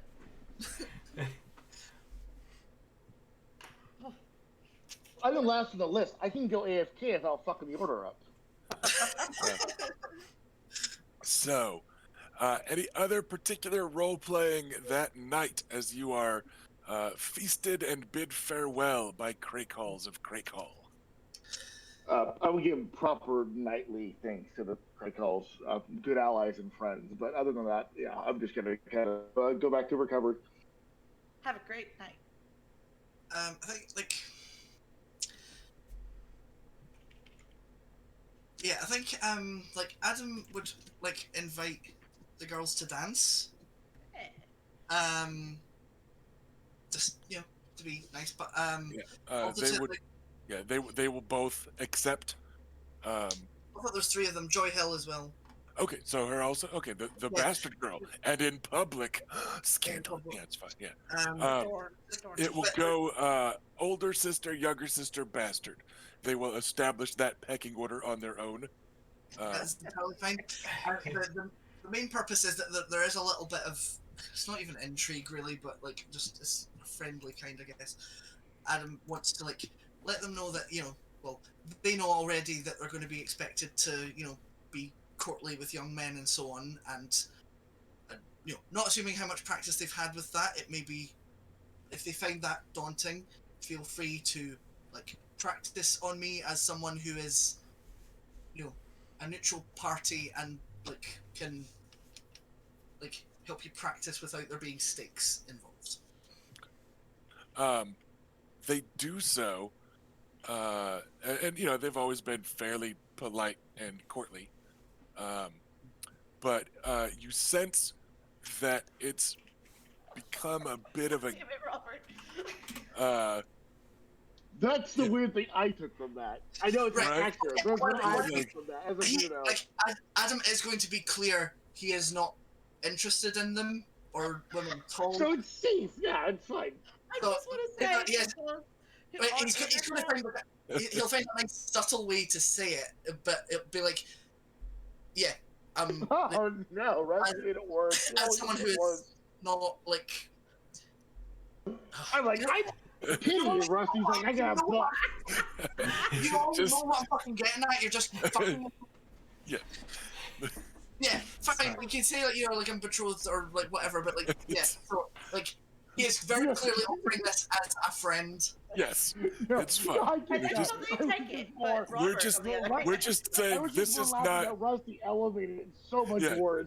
I know. We're just saying- Me and Rusty do. We're just saying I'll this is say not. dumb shit, and he's down. Yes, you are offering it sincerely and in good faith, which is not how Luke would have offered it 6 months ago. That's all. Yeah, Quite. it's fine. I mean, Luke's borderline offering it now, except he can't fight his fiance off at the moment, and he's gonna be. So yeah, they So this is a failure of us. This is not a failure of you. they were cheerfully do so. Elena seems to be doing it like it's a game. Like she's got on a bit of a mock serious face, and that sort of thing. But but yeah, they have a good time.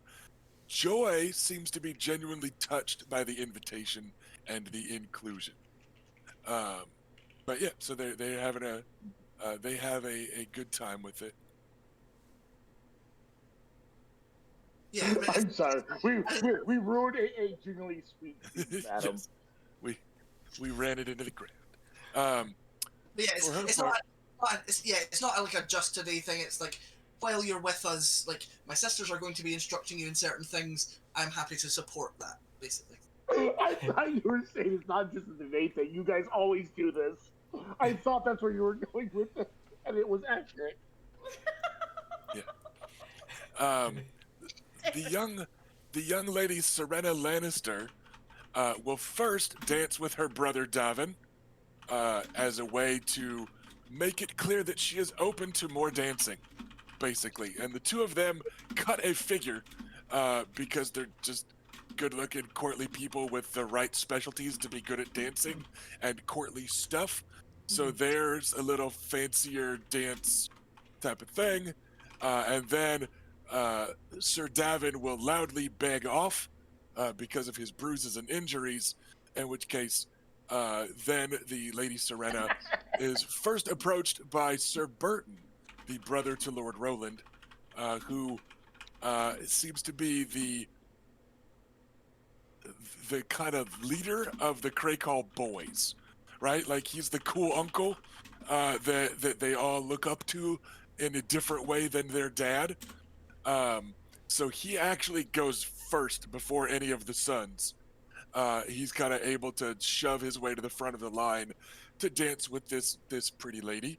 And while he does so, Merlin Crakehall, the third of the Crakehall sons, will leave the line where he has been shoved to the end as the and least of them, and he will instead come over and very stiffly and awkwardly bow to Reyna.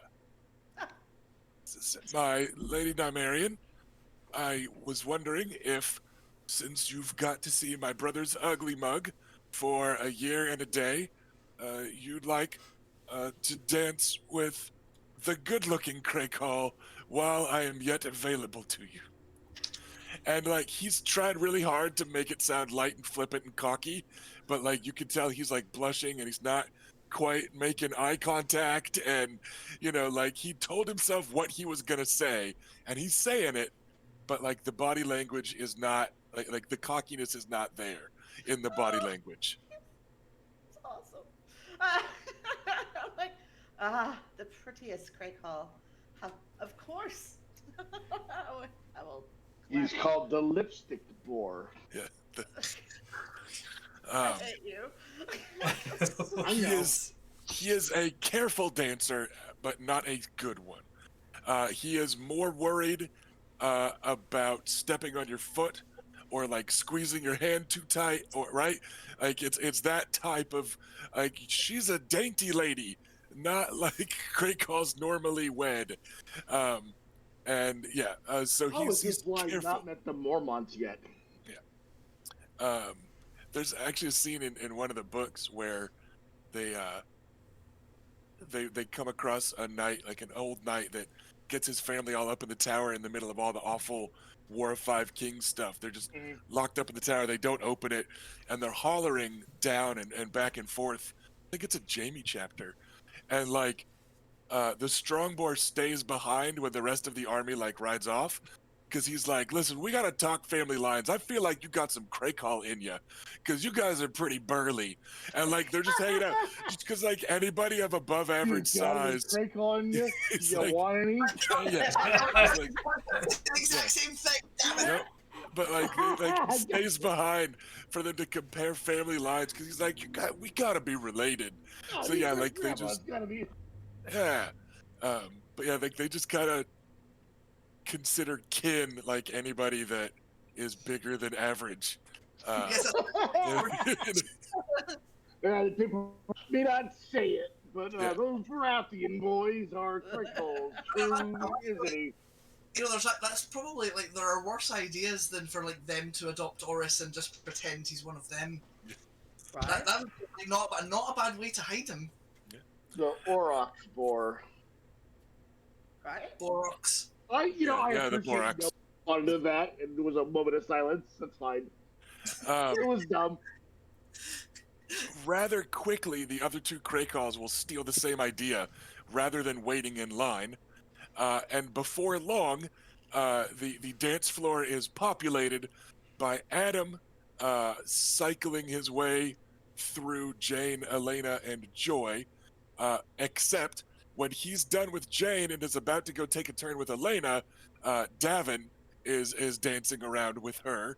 But then you've got the Strongboard dancing with Philea.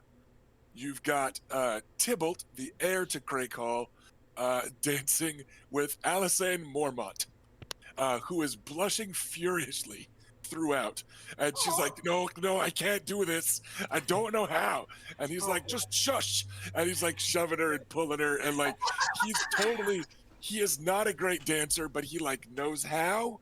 Like he's got a die in breeding. And, but yeah, so the dance floor is then going to be these kind of awkward combinations as people then occasionally trade out. And then after like one round of people awkwardly trading partners, um, Bela gets a very soft over near her. I look up. Martin Lannister and Robert Frey are standing there.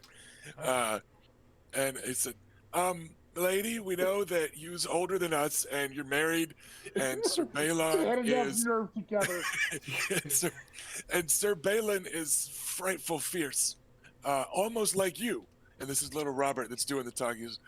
But I told Martin that maybe you dance with him, and then Robert takes like two big steps back, and then Martin's like, like betrayed. But yeah, so it looks like each of them would like a dance with Bela if she is not too injured. That's adorable. Yes, I would love to dance. And I will get up and escort them to the dance floor. Boys, she loves confidence. She does. So Also so married. those various awkward pairs will continue throughout the night That's pretty adorable. for 3 or 4 dances, and just everybody gets a chance to dance with a couple different folk. Yeah, And, I want to be clear, I wasn't purposely leaving out Serena. Just so you know, like I wasn't leaving her out on purpose. She didn't need she doesn't need the same sort of gentle invitation. She is a ripe Westerland lady whose last name is Lannister. She has confidence to spare. Yeah, it was mainly the 3 that kind of get That needed the help. Yeah. She did not take offense or anything, and so yeah, everybody swirls around the dance floor in varying degrees of confidence and grace. Versus Raina, can I get your attention for a moment when you're done dancing? Well, she'll take a break because she's gonna dance with everybody. You are quite busy. I'm feeling a little better. Milk of the puppies ease. Although I think I should have more, but Leia won't give me any more. I'm considering our tactical situation here. We are only 30 or 40 miles from Red Lake. We're fairly close to Red Lake.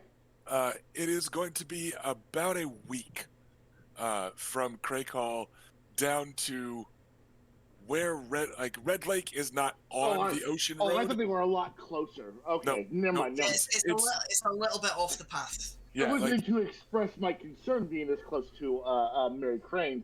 But if we are actually good go away, then that's fine. Yeah. It was a little bit of a joke, so. I think we're good. So- I don't know that the Cranes get an invitation. Rusty, I don't remember. Yes. Yes. Lady, unless you specifically told Lady Elena to snub her bannerman.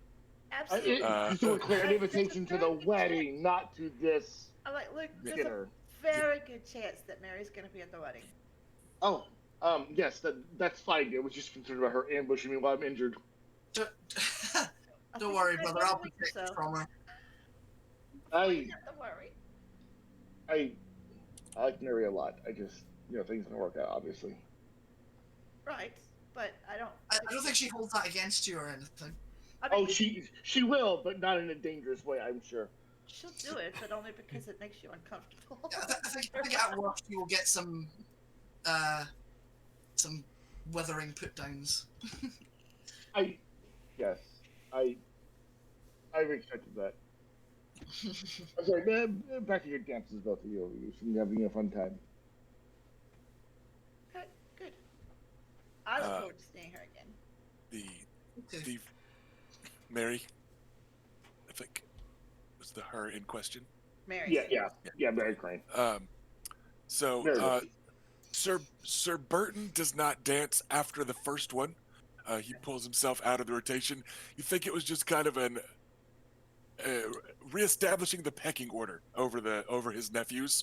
So he's like, "I'll take the first dance, and then you lot have your fun." Right? You're It's in just charge here. All right, I'm tired. Yeah. And so yeah, everybody has a good time. Very carefully, the boys never quite dance with the girls, by which I mean the Martin children and of Robert age. Frey, Right. Martin Lannister and Robert Frey never dance with Jane and Elena Westerling or Joy Hill. I want to they- manipulate things so they do. You can't. but Both sides are carefully and meticulously avoiding it.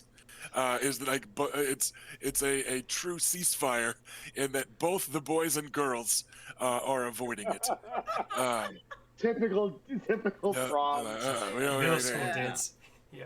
Yeah, like you I could did only with dance old with the lady Bela, sure, but you could dance with the ones where the dancing is cute, but you don't want to dance with the ones where it's a dance and like you don't actually like them, right? Like it's that sort of thing. So, but yeah, so everybody has a good time for the remainder of. I'm gonna get these boys against these girls one day, but not today.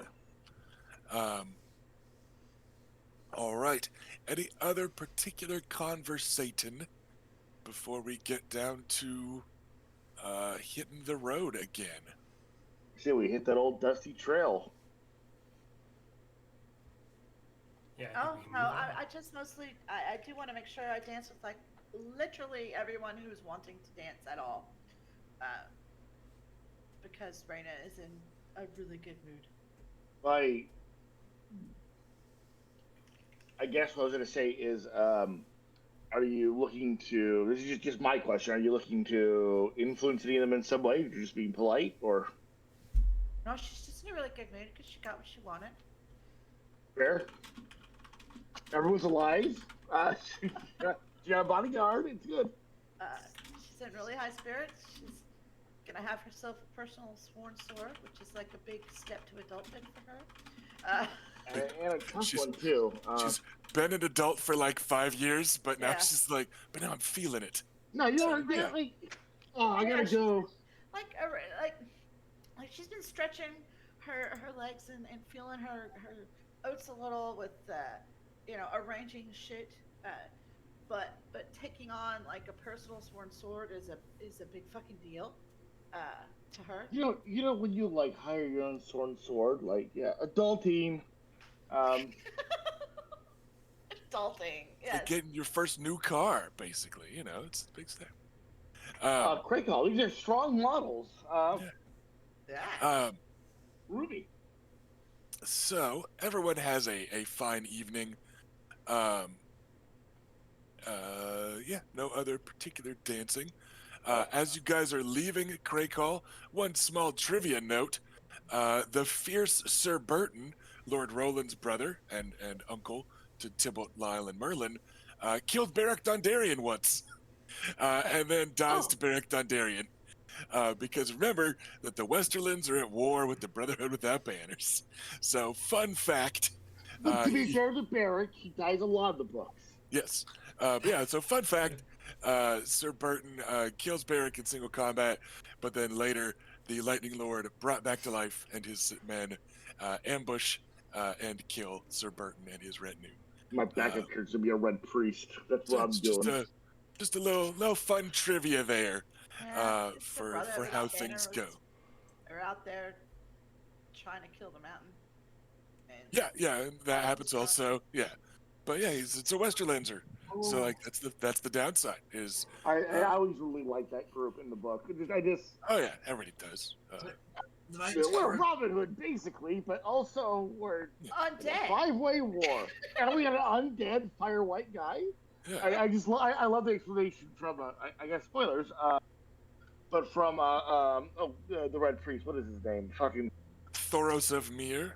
Thoros and Mir. I love the character even before I realized that he could just randomly bring back the dead one day. Yeah. Just like you'll see the audiobooks, like, oh, that guy's fucking cool. He just lighting his swords on fire, doesn't give a shit. He's a drunk priest from a weird religion. Yeah. He's like, and then one Sorry, day I Matt. said the words, and that guy came back to life. Up until then, it was always implied that he was just kind of playing around at it, you know. Like Well, yeah, because it was. yeah. I mean, because he was. Like, it wasn't implied. He was. Like, he just was like, yeah, no. As long as I say to the rest of the church that I'm here recruiting for the Lord of Light, I can do whatever the fuck I want. And I'm buddies with King Robert, and like, yeah, he's just hanging out, living his best life. Am I not mistaken? Remembering right that he does not remember being over the walls in Pike. He was blackout drunk. Yeah, he basically said just he was drunk enough he didn't remember being the first over the wall. But yeah, he also didn't expect anything to happen with Beric Dondarrion when he first.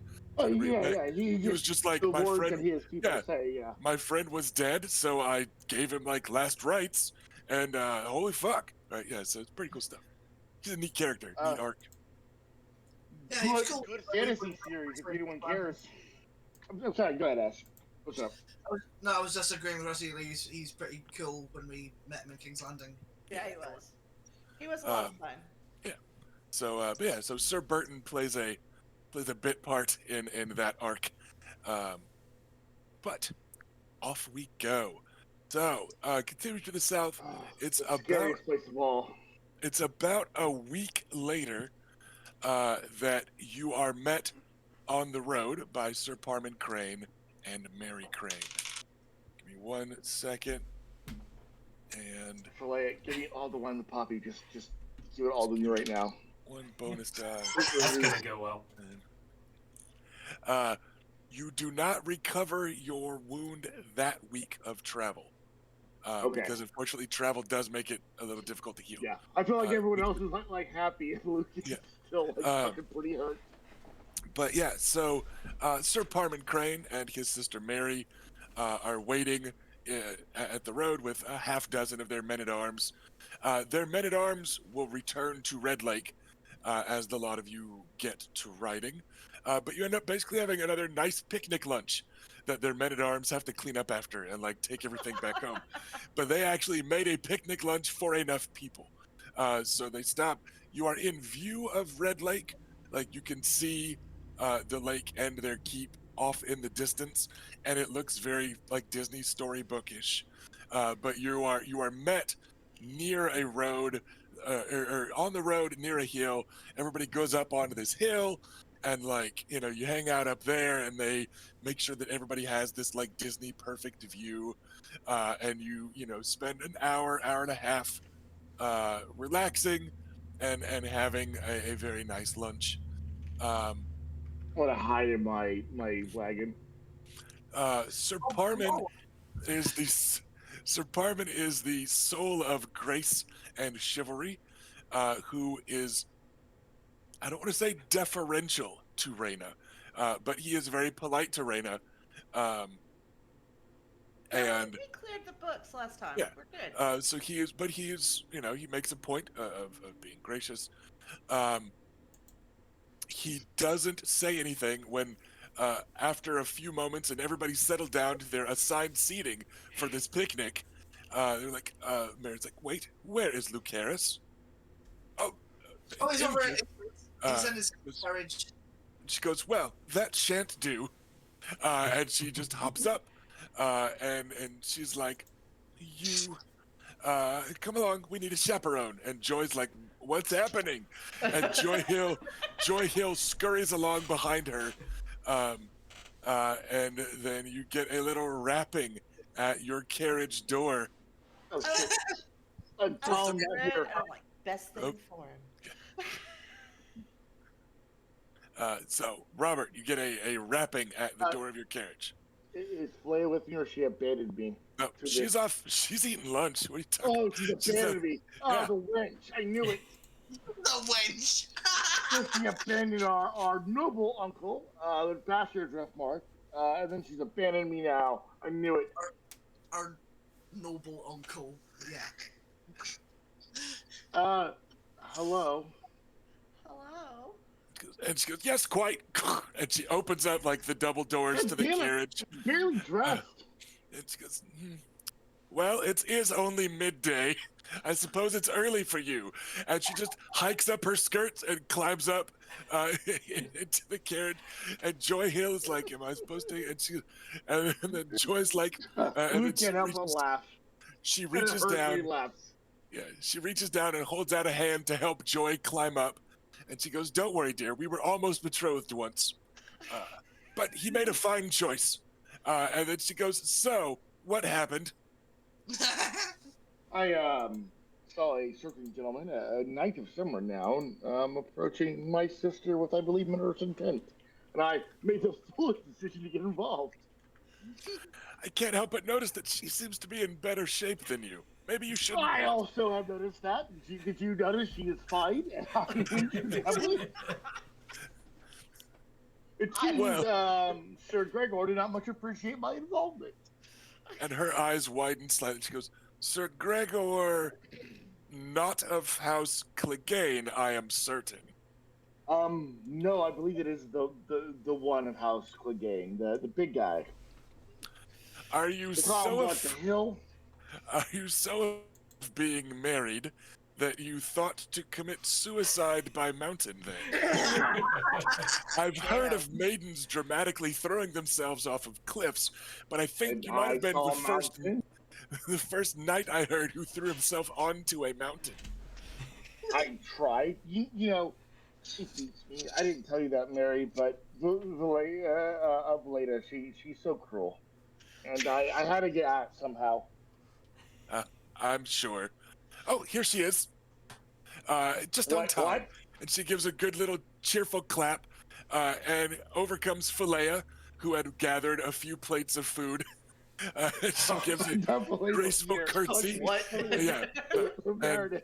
Yeah, and Philea hands food up to Joy, and Joy's like, "Okay, I know how to do this part."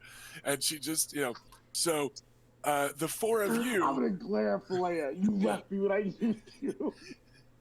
So you have an awful lunch with Mary Crane and Philea picking at you from both sides with flanking bonuses for a +2 to hit on their intrigue rolls. Oh, Well, Joy Hill is an extra witness, which gives them +1 damage.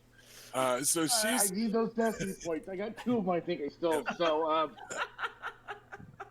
So is this better or worse than fighting the mountain?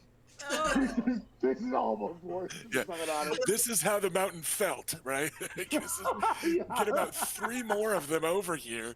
Get my sisters and my betrothed.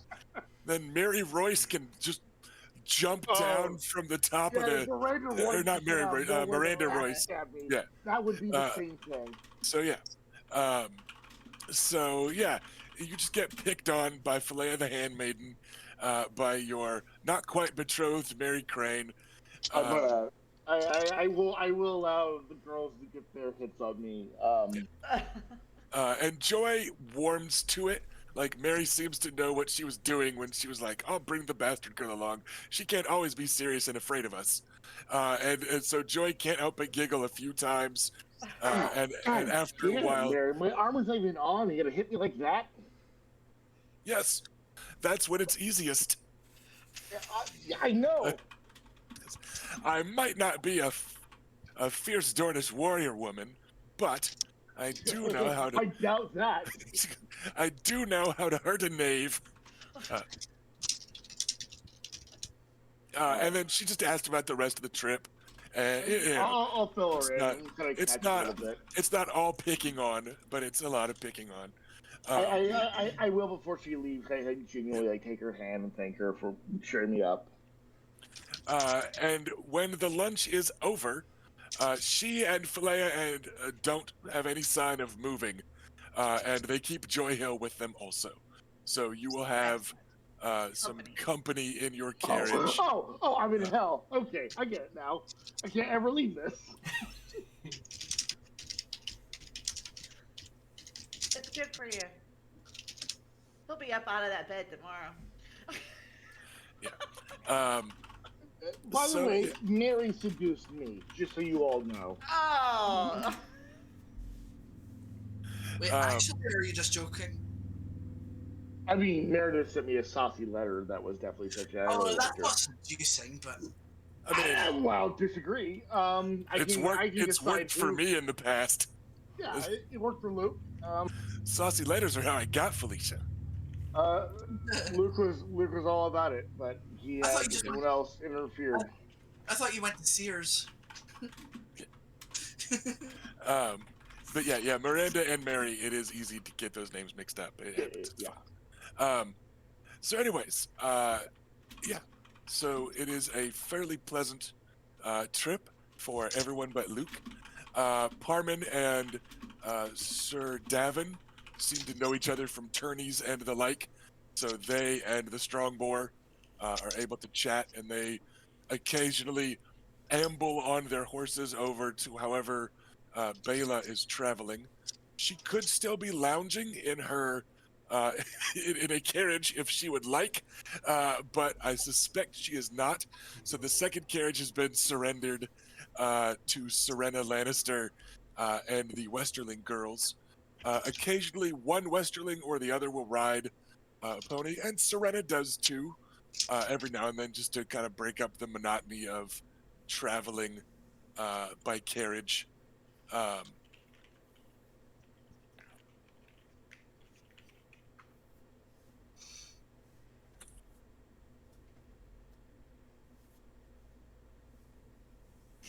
There's all kinds of discussion going on for Yeah. those watching the Yeah, vlog everything's later. going. Listen, Luke only has like The- three, Chat is maybe full four of love just- interests, and we gotta straighten them out Yeah. real quick. we got a busy chat today, so it's nice to engage some. So yeah, everybody has a fairly decent time traveling. It's about a week from where you meet up with the Red Lakes, or rather the Cranes of Red Lake. Then you are feasted in a less, in a more formal Reach feast type of way at Old Oak, the seat of House Oakhart. They are An Um, old storied house. Yes, they are in many ways kind of an archetypal Reach house, right? Their son Eris is off in the King's Guard right now, being gallant and handsome, and they're just kind of this like pretty perfect and standard Reach house, and they are a bit more formal. You lose a day visiting with House Oakhart because they insist on taking those of you that are feeling up to it for a ride and a bit of a hunt. And you've got to travel the Oakhart lands and see their trees. And, it's just like, yeah, they insist, and they're all very polite about it. This was built into the schedule.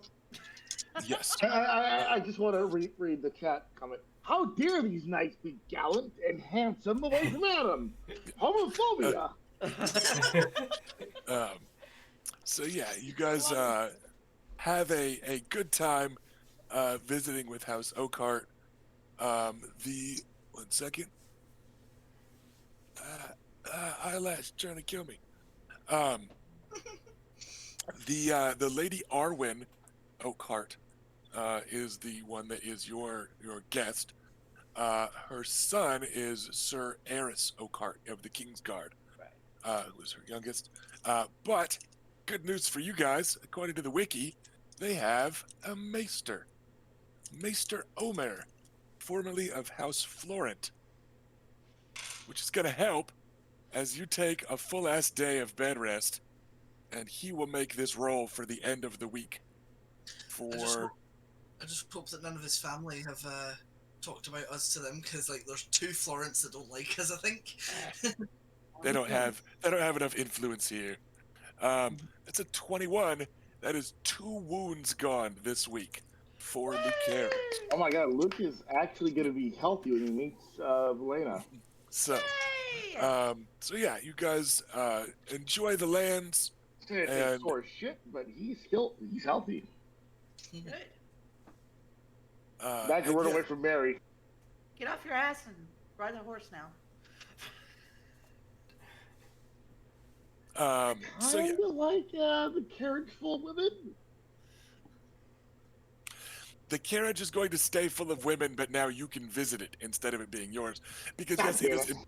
it is entirely claimed by them. Once Yes, word now. reaches that you're good enough.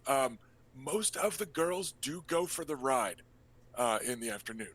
They don't necessarily go along with the hunt. You're in the reach now, so things are broken into 2 groups. But nobody's going to tell Bela and Reyna which group to ride with. So who goes on the hunt versus who goes on the ride? Raina's gonna go on the hunt because she didn't get to be in the melee.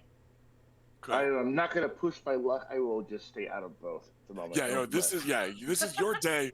This Oh, is yeah, your and day this of is getting me healing, cared for by a okay. maester.